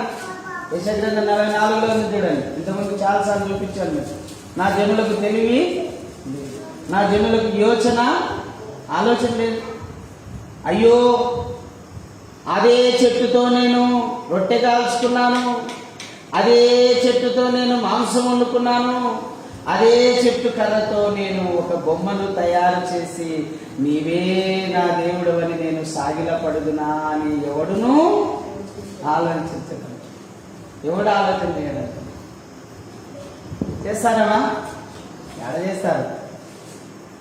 గొర్రెదాట మనదల్లా, గొర్రెదాట అంతే కదా. మన ఆయన ఏం చేస్తుంటే నేను అని చేస్తాను. మన ఆయన జమ్మి చెట్టు చుట్టూ తిరిగితే నేను తిరుగుతుంటే, మన ఆయన జిల్లెడు చెట్టు తిరిగితే నేను జిల్లెడు చెట్టు తిరుగుతుంటే. కానీ ఇప్పుడు మన ఆయన తెలుసుకున్నాడు, నేను తెలుసుకున్నాడు. ఒరే ఇవన్నీ కాదురా నిజమైన దేవుని ఇప్పుడు మనం తెలుసుకున్నామని చెప్పినాడు మన ఆయన. హల్లెలూయా, సాక్ష్యం ఇచ్చినాడండి మన ఆయన. ఒరే మనం తెలుసుకున్నాం, సువార్త ప్రకటిద్దాం, కారు కొనుక్కో, కారులో పోదాం ఇద్దరం అనేటోడండి మన ఆయన. కారులో పోదామని, కారు కొనుక్కోమని బలవంతం చేసినాడండి. కారు కొనుక్కుంటే అప్పు అవుతుంది, నేను అప్పు తీర్చుకోలేము. నేను ముందే ప్రారంభంలో ఉన్న సేవలో అప్పుడు ఒకవేళ ఈ స్థాయి వింటే ఎంత బాగుండను. కారు కొనుక్కోనికి శక్తి లేక మన ఆయన పట్టుదలసి అడిగేవాడు. రోజు కారు కొనుక్కోవడం, మనం సేవకు పోదాం, సువార్త ప్రకటిద్దాం అనేది ఎంత ఆసక్తి అండి. ఆ వయసు 82 ఏళ్ళ వయసు. సృష్టికర్తను మరచి అమ్మా సృష్టమును అత పైన కూర్చోవచ్చక్క, అత పైన కూర్చోవచ్చు, ఏం కాదు, పైన కూర్చో. సరే అట్లే బాగుందా నీకు? అట్లే బాగుంటే అట్లే కూర్చో. సృష్టికర్తను మరచి సృష్టమును ఆరాధిస్తున్నారు. అందుకే దేవుడు వాళ్ళని ఏం చేశాడు? తుచ్చమైన అభిలాషలకు, అపవిత్రతకు అప్పగించేశాడు. తుచ్చమైన అభిలాషలకు అప్పగించాడు, భ్రష్ట మనసుకు అప్పగించాడు, అవాంఛమైనవి చేయడానికి అప్పగించాడు, చెయ్యరాని కార్యాలు చేయడానికి అప్పగించాడు. అమ్మా, చెయ్యరాని కార్యాలు చేయడానికి అప్పగించాడు. చూడండి ఎట్లా చేశారమ్మా. అమ్మో, మనమేమో దేవుణ్ణి ఆరాధిస్తుంటే కొంతమంది ఏంటంటే, మీరు దేవుణ్ణి ఆరాధించకూడదు.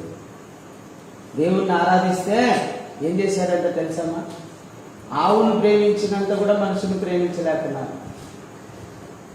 ఆవును పూజిస్తున్నారు, ఆవును పూజించినంత కూడా మనిషిని పూజించలేకున్నారు. ఎంత ఘోరం తెలుసా అండి, ఎంత ఘోరం తెలుసా అమ్మా. తండ్రిని, కొడుకును, ఆ అమ్మాయి యొక్క తండ్రిని, ఆ అమ్మాయి యొక్క అన్నను కూడా చంపేసి ఆ అమ్మాయిని రేప్ చేశారండి ఈ ఆర్ఎస్ఎస్. వీళ్ళు నిజంగా దేవుని సంబంధులైనా మీరే చెప్పండి. మరి దేవుని సంబంధులు ఎవడన్నా అట్లా చేస్తాడమ్మా? సైతాన్లు కాబట్టే అలా చేస్తున్నారు. ఎందుకు? అందరూ ప్రభుని నమ్ముకుంటున్నారు, అందరూ ప్రభు మార్గంలోకి వెళ్ళిపోతున్నారు, అందరూ నిజమైన దేవుడు యేసు ప్రభువుని సాక్ష్యం ఇస్తున్నారు. ఎవరు ఇచ్చేది? బ్రాహ్మణులు, కమ్మలు, కాపులు, రెడ్లు సాక్ష్యం ఇస్తున్నారు. యేసు ప్రభు నిజమైన దేవుడు, నేను నమ్ముకున్నాను. ఇప్పుడు నేను ఎట్లా సాక్ష్యం ఇస్తున్నాను, వాళ్ళు కూడా అట్లా సాక్ష్యం ఇస్తున్నారు. అది ఓర్వలేక, సహించలేక ఏంటంటే మణిపూర్లో ఎంత భయంకరం చేశారు. బట్టలు ఊడదించి స్త్రీలను ఊరేగించారు. మళ్ళీ గోమాత అని గోవును ఆరాధిస్తారు. ఏంటండి? ఒక ఆవుకి ఇచ్చినంత విలువ కూడా స్త్రీకి ఇవ్వడం లేదు. మనిషి గొప్పనా, జంతువులు గొప్పనా అని? మరి మనిషికి విలువ ఇవ్వాలా, జంతువుకు విలువ ఇవ్వాలా? జంతువులు ఎందుకు సృష్టించాడు దేవుడు? ఇక్కడ రాయబడింది. అయినా దాన్ని సాక్కొని ఆనందిస్తాము. కొంతమంది సాక్కొని ఆనందిస్తారు, కుక్కలను, నక్కలను సాక్కుంటుంటారు, దానితో ఆనందిస్తారు. సాక్కొని ఆనందిస్తావు, కోసుకొని తిని తృప్తి పడతావు, నీ ఇష్టం అన్నాడు, అప్పగించినాడు నీకే. తినేటోని తినొద్దని చెప్పడానికి వీల్లేదు, తిననోని తినమని బలవంతము చేయడానికి వీల్లేదని దేవుడు చెప్తున్నాడు. అది వాళ్ళ ఇష్టం అండి. ఇప్పుడు నిన్న ఒకప్పుడు నేనే కోళ్ళు కోసేవాడిని. ఇప్పుడు కోయాలంటే మనసు ఒప్పడింది, బాధ అనిపిస్తుంది, అందుకు మానుకున్నా. అంటే ఆ మనసు పోయింది, ఈ మనసు వచ్చింది. అంతే. వాడు మనిషి జీవితంలో పరివర్తన చెందే కొద్దీ వాడి జీవితంలో మార్పు వస్తాడు. అది ఆ మార్పు కూడా దేవుడే ఇస్తాడు. ఎవరిని కూడా తప్పు పట్టడానికి వీల్లేదు, నిషేధించడానికి నీ వల్ల అవుతుంది అమ్మ. ఎవరు కూడా మాంసం తినకూడదు అన్నా అనుకో, నీకు తెలియకుండానే దాపనే తినేస్తాడు వాడు. ఆపుతామా అని? ఆపుతామా? ఆపలేము. యానో రహస్యంగా పోయి దూరం పోయి వండుకొని తింటాడు. ఆపుతామా? మనసులో మార్పు కలిగితే వాళ్ళే మారుతారు. అంతేగాని ఇది నువ్వు చేయాల్సిందే అని చెప్తే ఎవ్వడు మారడు, ఎవ్వరు మారడు. యేసుప్రభు దేవుడు నువ్వు నమ్ముకోవాల్సిందే అంటే మారాడు. ఆ యేసుప్రభు దేవుడి గురించి నువ్వు చెప్తే ఆయన ఎలా జీవించినాడు, ఎలా పుట్టినాడు, ఏం చేసినాడు మన కోసం, ఆయన ఎలా శిలువయాగం చేశాడు, ఎలా ఆయన రక్తంతో మన పాపాలు కడిగినాడు, ఎలా మనల్ని పవిత్రులుగా చేసినాడు, ఎలా మనల్ని పరలోక రాజ్య వారసులుగా చేసినాడు, ఇవన్నీ చెప్తే అప్పుడు అవి ఆయనకు అర్థమైతే, ఆమెకు అర్థమైతే అప్పుడు ఆమె నమ్ముకుంటారు. దేవుని శక్తిని చూస్తే అప్పుడు ఆమె నమ్ముకుంటుంది. దేవుని కార్యాలు ఆమె జీవితంలో జరిగితే అప్పుడు ఆమె నమ్ముకుంటారు. బలవంతంగా చేసేది కాదండి ఇది. మా అన్ననైతే, మా ప్రసాద్ అన్న, మా చిన్న ఆయన కొడుకు, నేను అసలు పిలిచలే. నేను చేసింది ఒక్కటేనండి. ఆయన హాస్పిటల్లో ఉన్నాడు, అనిల్ న్యూరో హాస్పిటల్లో ఉంటే, మున్సిపాలిటీ పక్కన అనిల్ న్యూరో హాస్పిటల్లో ఉంటే నాకు ఒక వ్యక్తి ఫోన్ చేసి చెప్పినాడు, మీ అన్న నాకు బాగాలేదు, పెరాలసిస్ వచ్చింది. నేను పోయినా చూస్తే ఇద్దరు ఆడోళ్ళు కలిసి ఎత్తలేకుంటే నేను పోయి మూడో వ్యక్తిగా నేను పోయి ఇట్లా ఎత్తితే లేచినాడు. చాలా బరువు ఉన్నాడు మనిషి, 80 కేజీలు ఉంటాడు. ఎత్తలేకపోతున్నాం ఎందుకంటే కాలు చేయి పడిపోయింది. నేను బలవంతంగా ఎనిక్కి ఇట్లా ఎత్తితే లేచినాడు, కూర్చున్నాడు. అప్పుడు అన్నం తినిపించినాను. అన్నం తినిపించడం అయిపోయినాక నేను దగ్గరికి వేసుకున్న కూర్చొని దేవుని మాటలు చెప్పి అర్ధగంట సేపు కన్నీళ్లు విడుస్తూ ప్రార్థన చేశాను. ఎందుకంటే నాకు ప్రేమ ఎక్కువ, నా బంధువులు అంటే నాకు చాలా ఇష్టం అండి. పైకి చూడడానికి రఫ్గా కనపడతాను కానీ నా హృదయంలో మటుకు చాలా ప్రేమ ఉంటుంది. నన్ను చూస్తే వాళ్ళు భయపడవచ్చు ఎదుటోళ్ళు, కానీ నేనైతే నా హృదయంలో మటుకు చాలా సెన్సిటివ్. నేను ఎవరు బాధల్లో ఉన్నా తట్టుకోలేను, వెంటనే ప్రార్థన చేస్తాను, చేతనైనంత సహాయం చేస్తాను. అది నా కాడ ఉంటే అది ఏడుస్తూ ప్రార్థన చేస్తున్నానండి. అంటే నేను అనుకుంటాను దేవుడే చేయిస్తున్నాడు అక్కడ, దేవుడే చేయిస్తున్నాడు. కన్నీళ్ళతో ప్రార్థన చేశాను. దాదాపుగా హాస్పిటల్లోనే అర్ధగంట సేపు ప్రార్థన చేయాలి. ఎవరు చేయలేరు అంతసేపు ప్రార్థన చేసినా ఎవరు ఏమనలేదు. ప్రార్థన చేశాను అర్ధగంట ప్రార్థన చేసి ఒక్కటే మాట పెట్టు, నీవు ఇలా ఉండవు. మా నాన్న 2 సార్లు పెరాలసిస్ వచ్చి ఎట్లా లేచినాడో, లేచి మళ్ళా మామూలు మనిషిలాగా అయినాడో అలా నువ్వు కూడా అవుతావు. నువ్వు లేచి నడుస్తావు. నువ్వు ఇలాగ మంచానికి పరిమితం కావు. నువ్వు లేచి నడుస్తావు. దేవుడు నీతో చెప్పమన్నాడు, చెప్తున్నానని చెప్పానండి. హల్లెలూయా. యేసయ్య నామమునకే మహిమ కలుగును గాక. అబద్ధం చెప్పడం లేదండి. ఇక్కడ దేవుని సన్నిధిలో నిలబడి చెప్తున్నాను. ఎప్పుడు మామూలుగా ఉన్నా కూడా ఎక్కడున్నా నేను అబద్ధం ఆడను, నిజమే చెప్తాను.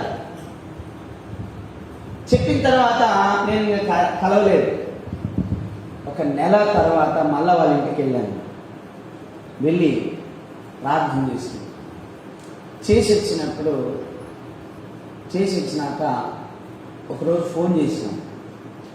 ఏమన్నాడంటే, నువ్వు చేసిన ప్రార్థన వలన ఇప్పుడు నేను నడుస్తున్నాను, నా చెయ్యి ఎత్తగలుగుతున్నాను, నడవగలుగుతున్నాను, ఇప్పుడు బాగుంది నాకు అని ఫోన్ చేశాడు. హల్లెలూయా. మందిరానికి నేను రమ్మని ఆయన చెప్పలేదండి. ఎందుకంటే ఎవరు తెలిసిన వాళ్ళే రావడంలే, వాళ్ళే అడగచ్చాడు. అవునా? దేవుని గురించి తెలిసి, ప్రార్థన గురించి తెలిసి, దేవుని శక్తిని గురించి తెలిసి అన్ని తెలిసిన వాళ్ళే రావడం, ఆయన ఆడొస్తాలే అని నేను చెప్పలే. ఊరికి అడిగి సిగ్గుపోయినట్టు ఉంటుంది, రమ్మని చెప్పి మళ్ళీ రాకుంటే సిగ్గుపోయినట్టు ఉంటుంది అని చెప్పి నేను చెప్పలే. ఆయన అంతటా ఆయన వచ్చినాడండి. హల్లెలూయా. యేసయ్య నామమునకే మహిమ కలుగును గాక. ఈరోజు ఒక్కటే ఫోన్ చేసినాడు పొద్దున, నేను రాలేకపోతున్నా, ఏమనుకోద్దు, వచ్చే వారం ఖచ్చితంగా వస్తా అని చెప్పి ఫోన్ చేసినాడు. ఏం పర్వాలేదు, నేను మీకోసం ప్రార్థన చేస్తా అని చెప్పిన. చేయండి మీరందరూ కూడా. ప్రసాదాల కోసము, మొన్న వచ్చింది కదా మా అత్త, నాగమణి అత్త కోసము. ఈ అత్త పేరు వెంకట సుబ్బమ్మ కదా, వెంకటలక్ష్మి అత్త కోసము.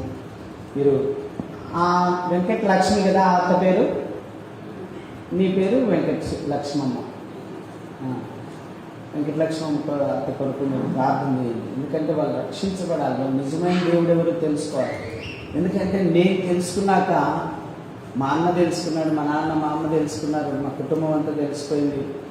నేను తెలుసుకున్న తర్వాత, నేను మారిన తర్వాత నా ద్వారా అనేక మంది అండి మేళ్ళు పొందారు. చేతబడి శక్తుల నుండి, చిల్లంగి క్రియల నుండి, మాంత్రిక శక్తుల నుంచి, దయ్యాల నుంచి, రోగాల నుంచి, వ్యాధుల నుంచి, బాధల నుంచి, సమస్యల నుంచి విడుదల పొంది ఈరోజు ప్రభువులో ఉన్నారు. చాలామంది ఉన్నారు. వాళ్ళందరూ వస్తే ఈ మందిరం పట్టనే పట్టదు. అంతమందికి దేవుడు చేశాడండి. కోడూరులో, చెన్నూరులో, పోలూరులో, నిన్నటి దినం పోలూరులో చేశాడు దేవుడు అద్భుతం. మొన్నటి దినం విశ్వనగర్లో చేశాడు దేవుడు అద్భుతం. ఇట్లా ఎన్నో చేస్తున్నాడు. వాళ్ళను మళ్ళీ ఈ సంఘంలోకి రాకుండా చేస్తున్నాడు. ఎందుకు తెలుసా? ఇక్కడ సత్యవాక్యం ఉంటుందండి. హల్లెలూయా. సత్యవాక్యం ఉన్న చోటికి జనులను రానియదు సైతాను. ఎందుకు రానియదంటే, వస్తే మీరు సత్యం తెలుసుకుంటారు, సత్యంలో ప్రవేశిస్తారు, మీరు సేవకులు అయిపోతారండి. హల్లెలూయా. మామూలు కాదు, విశ్వాసిగా కాదు, సేవకులు అవుతారు. మీరు ఈ సంఘంలో ఉంటే సేవకులు అయ్యేది. ఈ సంఘంలో ఎవరు చేర్చబడినా వాళ్ళు తప్పకుండా సేవకులు అవుతారు. ఎందుకంటే ప్రభు చెప్పినాడు, ఇదిగో మీరు వెళ్ళి శిష్యులుగా చేయండి అన్నాడు. ఏం చేయమన్నాడు? ఇది శిష్యరీకం చేసే సంఘం. అందుకే ఈ సంఘానికి పేరు అభిషిక్తుని పరిచర్యల సంఘం అని పేరు పెట్టాడండి దేవుడు. ఎందుకంటే ఇక్కడ నుంచి శిష్యులు తయారవుతారు. ఇక్కడ నుంచి అనేక మంది శిష్యులు తయారవుతారు. ప్రపంచ దేశాలకు కూడా వెళ్ళి సువార్త ప్రకటించేంత శిష్యులు ఇక్కడ తయారవుతారు. ఆమేన్. అవునండి, దేవుడు మాట్లాడుతున్న మాట. విశ్వాసులుగా ఉండరు ఇక్కడ ఈ సంఘంలో చేరితే వాళ్ళు విశ్వాసులుగా ఉండరు, దేవుని సేవకురాలుగా ఉంటారు. ముందుకే రానియదండి.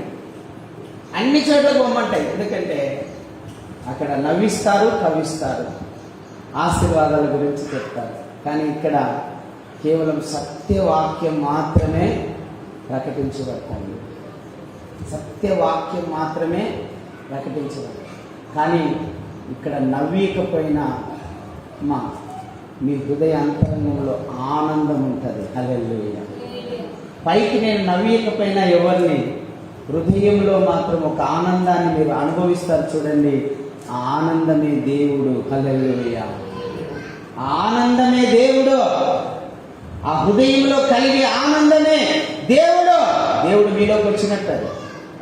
ఆనందాన్ని మీరు అనుభవించారనుకోండి, ఆ దేవుడు మీలోకి వచ్చినట్టు. అంటారు కదా, అన్నా ఇప్పుడు బాగా సంతృప్తిగా ఉందన్నా, సంతోషంగా ఉందన్నా, ఆనందంగా ఉందని అంటాడు.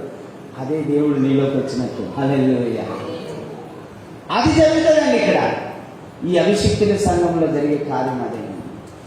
అందుకే ఈ సంఘాన్ని విడిచిపెట్టొద్దు, ఈ సంఘంలోనికి రాకుండా ఆగిపోవద్దు. ఎందుకంటే ఇక్కడ నువ్వు దేవుని శిష్యునిగా చేయబడతావు. హల్లెలూయా. దేవుడి నీలో నివసిస్తాడు. ఈ సంఘంలో చేర్చబడిన ప్రతి బిడ్డ హృదయంలో దేవుడు నివసిస్తాడు. అది జరుగుతుంది. కాబట్టి ప్రియులారా, మనం సృష్టికర్తను ఆరాధించాలి, సృష్టిని కాదు. మనం సత్యాన్ని గ్రహించాలి, అసత్యాన్ని కాదు. గ్రహించాలి. ప్రతి సూక్ష్మమును గ్రహించాలి. దేవుని ఆత్మ ద్వారా మనం గ్రహించాలి. అదే ప్రభు చెప్తున్నాడు. చూస్తాడు, టైం ఇస్తాడు. మారు మనసు పొందకపోతే హఠాత్తుగా మరణం వస్తుంది. చెట్టు నరకబడుతుంది, గట్టున వేయబడుతుంది, ఎండిన తర్వాత కాల్చి వేయబడుతుంది. ఏంటో తెలుసా అది? అమ్మా, గట్టున వేయబడం అంటే సమాధిలో ఉంచబడతావు. ఒక రోజున తీర్పు తీరుస్తాడు, నిన్ను పాతాళంలో వేస్తాడు.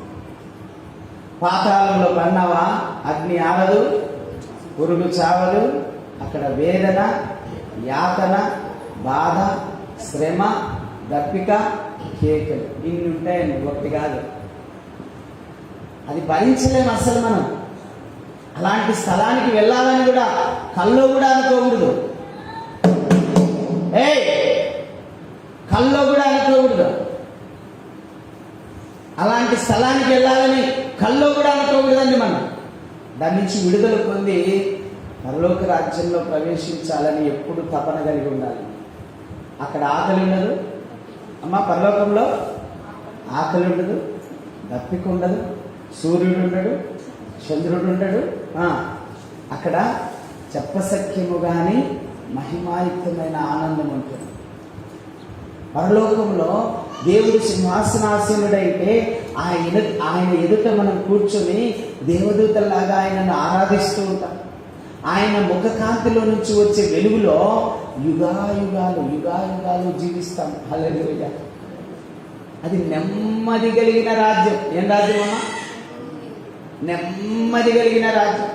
చెప్పసఖ్యము గాని మహిమాయుక్తమైన ఆనందము కలిగిన రాజ్యం అది. బంగారు పురవీధులు కలిగినటువంటి రాజ్యం అది. సంతోషకరమైన రాజ్యం అది. మహిమ కలిగిన రాజ్యం అది. అమ్మా, మహిమ దేవుని మహిమ. అమ్మా, ఇక్కడ మందిరంలో కూర్చుంటేనే ఇంత ప్రశాంతంగా ఉందంటే, డైరెక్ట్ పరలోకం వెళ్ళి దేవుని ఎదుట కూర్చుంటే ఎంత ప్రశాంతత ఉంటుందో చూడండి. పరలోకంలో దేవుని ఎదుట ఆయన సన్నిధిలో కూర్చుంటే అసలు ఇంకా మనల్ని మనం మర్చిపోతామండి. ఇహలోక బంధాలు మరచి నీ ఎదుటే నేను నిలచి. ఇహలోక బంధాలు మరచి నీ ఎదుటే నేను నిలచి. ఎవరికి తెలియని ఆ కొత్త పేరుతో నీవిచ్చు బహుమతులు నేసీకరించి నిత్యానందములో పరవశించి. వసించు వేళ ఏ మౌదునో నేనే మౌదునో ఏ మౌదునో నేనే మౌదునో ఎవరు సమీపించలేని తేజస్సులో నివసించు నా యేసయ్యా నీ మహిమను ధరించిన పరిశుద్ధులు నా కంటపడగానే ఏ మౌదునో నేనే మౌదునో ఏ మౌదునో నేనే మౌదునో జయించిన వారితో కలిసి నీ సింహాసనమునే చేరగా జయించిన వారితో కలిసి నీ సింహాసనమునే చేరగా ఎవరికి తెలియని ఓ కొత్త పేరుతో ఇప్పుడున్న పేరుతో పిలిచాడంటండి దేవుడు. ఇప్పుడున్న పేరుతో పిలిచాడంట, ఒక కొత్త పేరు పెడతాడంట మనకు అక్కడికి వెళ్ళిన తర్వాత. ఎవరికి తెలియని ఓ కొత్త పేరుతో ఎవరికి తెలియని ఓ కొత్త పేరుతో నిత్య మహిమలో నన్ను పిలిచే ఆ శుభవేళ ఏ మౌదునో నేనే మౌదునో ఏ మౌదునో నేనే మౌదునో ఎవరు సమీపించలేని తేజస్సులో నివసించు నా యేసయ్యా నీ మహిమను ధరించిన పరిశుద్ధులు నా కంటబడగానే ఏ మౌదునో నేనే మౌదునో ఏ మౌదునో నేనే మౌదునో. మోకరించండి, ప్రార్థన చేస్తున్నారు. ప్రేమ కలిగిన తండ్రి, ఇంతవరకు మీరు మాట్లాడిన ప్రతి మాటను బట్టి స్తోత్రములు. అమ్మా, సమయం లేదు కనుక ఇలాగనే ఆరాధన చేద్దాం. ప్రతి ఒక్కరూ స్తోత్రం చెప్దాం. అయ్యా, నువ్వు మాట్లాడిన ప్రతి మాటను బట్టి స్తోత్రం నాయనా. నువ్వు మాట్లాడిన ప్రతి మాటను బట్టి స్తోత్రం. అవి మా మాటలు కాదయ్యా, ఇవి పరలోకపు మాటలయ్యా, మీ దివ్య వాక్కులయ్యా. తండ్రి, నీకు స్తోత్రం నాయనా. మీరు మాతో మాట్లాడిన ప్రతి మాట కొరకే స్తోత్రములు స్తోత్రములు స్తోత్రములు స్తోత్రములు. ఈరోజు ఎవరి కొరకు ఈ మాటలు మాట్లాడావో తండ్రి, వాళ్ళ హృదయంలో ఆ మాటలు ఫలించాలి, నూరంతలుగా ఫలించాలి, నూరంతలుగా ఫలించాలి యేసయ్యా. అయ్యా, వాక్యము సారవంతమైన నేలలో నాటబడిన విత్తనం వలె నూరంతలుగా ఫలించాలి ప్రభా, నూరంతలుగా ఫలించాలి అయ్యా. ప్రతి ఒక్కరు మారు మనసు పొందాలి, నీ వైపు తిప్పబడాలి, మనస్సు మార్చుకోవాలయ్యా, వారి పాపాన్ని విడిచిపెట్టాలయ్యా, నీతిమంతులుగా చేయబడాలయ్యా, పరిశుద్ధులుగా చేయబడాలయ్యా, యథార్థవంతులుగా చేయబడాలయ్యా, న్యాయవంతులుగా చేయబడాలయ్యా. అయ్యా, నీ కృపలో వాళ్ళు వర్ధిల్లాలయ్యా. అయ్యా, వారు ఎన్నటికీ నరికి వేయబడకూడదయ్యా, వారు ఎన్నటికీ నరికి వేయబడకూడదయ్యా, వారు ఎన్నటికీ గట్టున వేయబడకూడదయ్యా, వారు ఎన్నటికీ కాల్చబడకూడదు యేసయ్యా.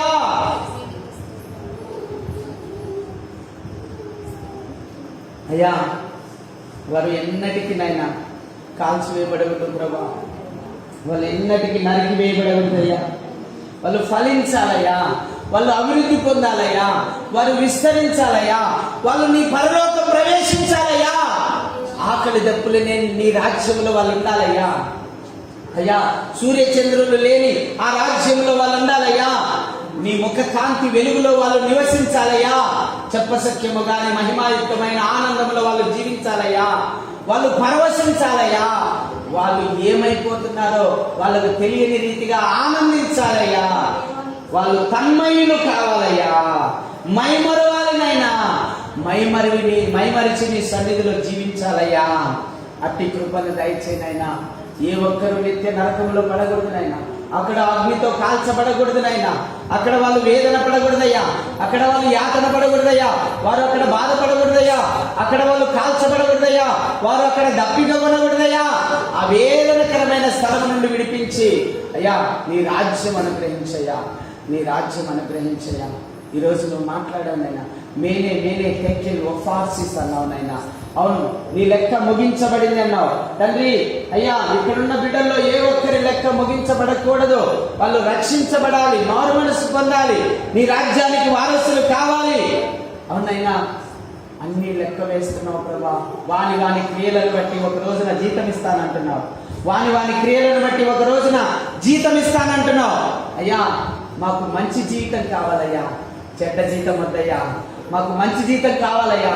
బలా నమ్మకమైన దాసుడా, బలా నమ్మకమైన దాసురాలా అని ఒక రోజున మా భుజం మీద చేయి వేసి నువ్వు తట్టేవారిగా మేము ఉండాలయ్యా.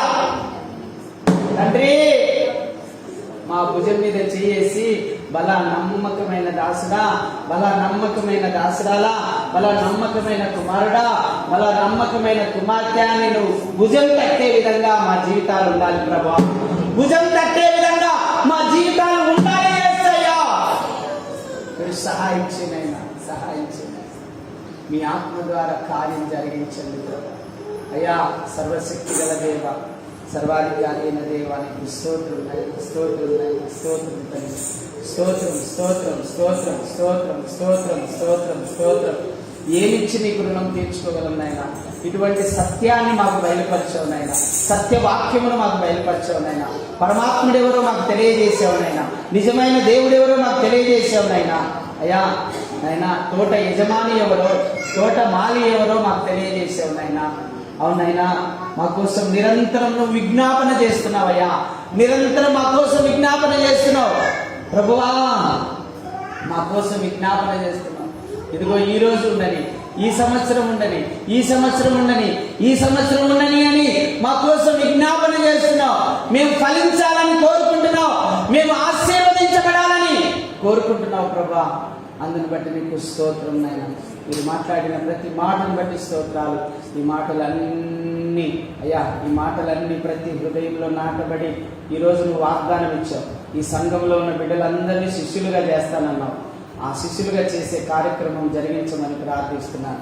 ప్రతి ఒక్కరు శిష్యులు కావాలి, ప్రతి ఒక్కరు సేవకులు కావాలి, ప్రతి ఒక్కరు సేవకురాలు కావాలి. ప్రపంచాన్ని తలకిందులుగా చేసే ఆ జనాంగము, ఆ అపోస్తులు ఈ సంఘంలో నుంచే 256 దేశాల్లో, ఎన్ని దేశాలుంటే అన్ని దేశాల్లో ఈ బిడ్డలు అక్కడ ఉండాలి నాయనా. ఈ అభిషిక్తుని సంఘములో నుంచి లేవనెత్తబడిన శిష్యులు ప్రతి దేశంలో ఉండాలి ప్రభా. ఆ విధంగా మీరు ఆశీర్వదించబోతున్నందుకు కూడా నీకు వందనాలు. నువ్వు వాగ్దానం ఇచ్చావు ఈరోజు మాటల్లో, నా శిష్యులుగా చేస్తానని. అందరినీ శిష్యులుగా చేసి నీ రాజ్యంలో చేర్చుకోమని అయ్యా, అనేకులను నీ వైపు తిప్పగలిగిన బిడ్డలుగా చేయమని, నీ రక్షణ వారికి దయచేయమని, నీ అభిషేకం వాళ్ళకి దయచేయమని, నీ కృపావరాలు వాళ్ళకి దయచేయమని, నీ ఆత్మఫలాలు వాళ్ళకి దయచేయమని, నీ సేవల వాళ్ళని గొప్పగా వాడుకోమని ప్రార్థిస్తున్నాను ఆయన. నూతనంగా మందిరంలో అడుగుపెట్టిన నీ దాసురాలు వెంకటలక్ష్మమ్మ గారిని దర్శించినాయి, అభిషేకించినాయి, ఆమెను స్వస్థపరిచినాయి, ఆమెకు మారు మనసు రక్షణ దయచేయనాయి. ఆమె గొంతు దగ్గర ఉన్న నొప్పిని, గడ్డను యేసు నామములో గద్దిస్తున్నాను. ఆ గడ్డ యేసు నామంలో ఇప్పుడే కరిగిపోను గాక, ఆ గడ్డ యేసు నామంలో ఇప్పుడే కరిగిపోను గాక. తండ్రి మీరు సహాయం చేయండి. నొప్పి అనేదే ఉండకూడదు నేను, ఇప్పుడే నొప్పి తీసివేయబడాలి నేను. నీ మహిమ ద్వారా, నీ ఆత్మ ద్వారా, నీ జీవం ద్వారా నొప్పి ఇప్పుడే తీసేయబడాలి నాయన. ఇక్కడ చేరి వచ్చిన బిడ్డలందరూ కూడా అలాగనే స్వస్థత పొందాలి, అలాగనే మేలు పొందాలి, అలాగనే దీవించబడాలి, అలాగనే ఆశీర్వదించబడాలి. తండ్రి ఈ కూడికి ఇంతవరకు జరిగించినందుకు స్తోత్రాలు. మేము శరీరంలో, నీ శరీరంలో, నీ రక్తంలో పాల్పంచుకోతుండగా నువ్వు మాకు తోడై నడిపించమని యేసుక్రీస్తు నామములో స్తుతించి, ఆరాధించి, ప్రార్థించి, మనవి చేసుకుంటూ, మహిమపరుస్తూ యేసు నామములో ఆరాధిస్తున్నాం తండ్రి, ఆమేన్. స్తుతించుమా నా ప్రాణమా, కీర్తించుమా నా హృదయమా, స్తుతించుమా నా ప్రాణమా, కీర్తించుమా నా హృదయమా, యేసు చేసిన ఉపకారములను, నా యేసు చేసిన ఉపకారములను ఎన్నడూ మరువకుమా, ఎన్నడూ మరువకుమా, స్తుతించుమా నా ప్రాణమా, నా హృదయమా, మహిమలోకం విడచి మానవునిగా, మహిమలోకం విడచి మానవునిగా, మానవాళి రక్షణ కొరకై, మానవాళి రక్షణ కొరకై మరణము గెలిచి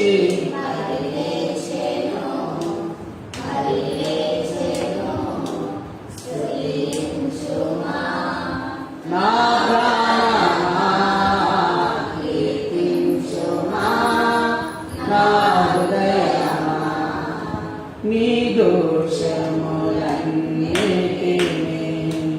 చెప్పట్లు కొట్టట్లు నా యేసుడు,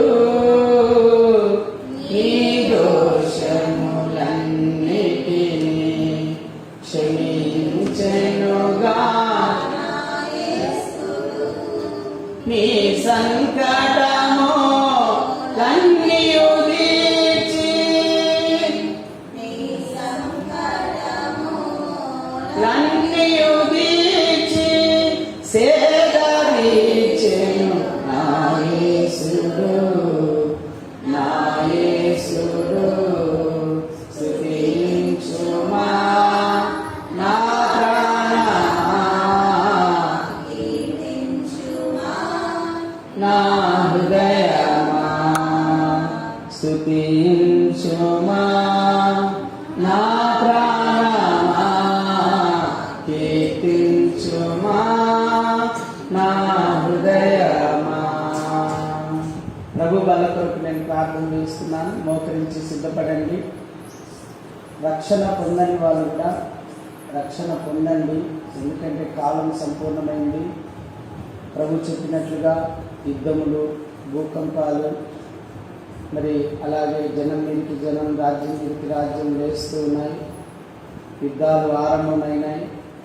అంత్యక్రీస్తు త్వరలోనే రాబోతున్నాడు. ప్రభు రాకడ సమీపించింది. ఇవన్నీ కూడా గుర్తులు. 90 సూచనలు ప్రభు చెప్పాడు. ఆ 90 సూచనలు నెరవేర్చబడబోతున్నాయి. త్వరగా రానన్నాడు కనుక యవనస్తులారా, వృద్ధులారా, త్వరగా మారు మనసు పొంది దేవుని వైపు తిరగండి, బాప్తీసం పొందండి, ప్రభు శరీరంలో, ప్రభు రక్తంలో పాలు పంచుకోండి. ఎందుకంటే ప్రభు చెప్తున్నాడు, నా శరీరం తిని నా రక్తము త్రాగువాడే నిత్య జీవం గలవాడని ప్రభు చెప్తున్నాడు. కనుక నిత్య జీవం మీకు కావాలనుకుంటే నమ్మి బాప్తీసం పొంది ప్రభు శరీరంలో, ప్రభు రక్తంలో పాలు పంచుకోవాలి. అప్పుడు ప్రభుకు మీరు నివాస స్థలంగా మారుతారు. ప్రభు యొక్క సమాధిని జయించిన పునరుద్ధారణ శక్తి మీలోకి వస్తుంది. మీరు కూడా ప్రభు రాకడలో సమాధిని జయించి పరలోకానికి ఎక్కి వెళ్ళగలుగుతారు. సజీవులుగా ఉన్న కూడా ఎక్కి వెళ్ళగలుగుతారు మహిమ దేహాలను ధరించుకొని. కాబట్టి మారుమన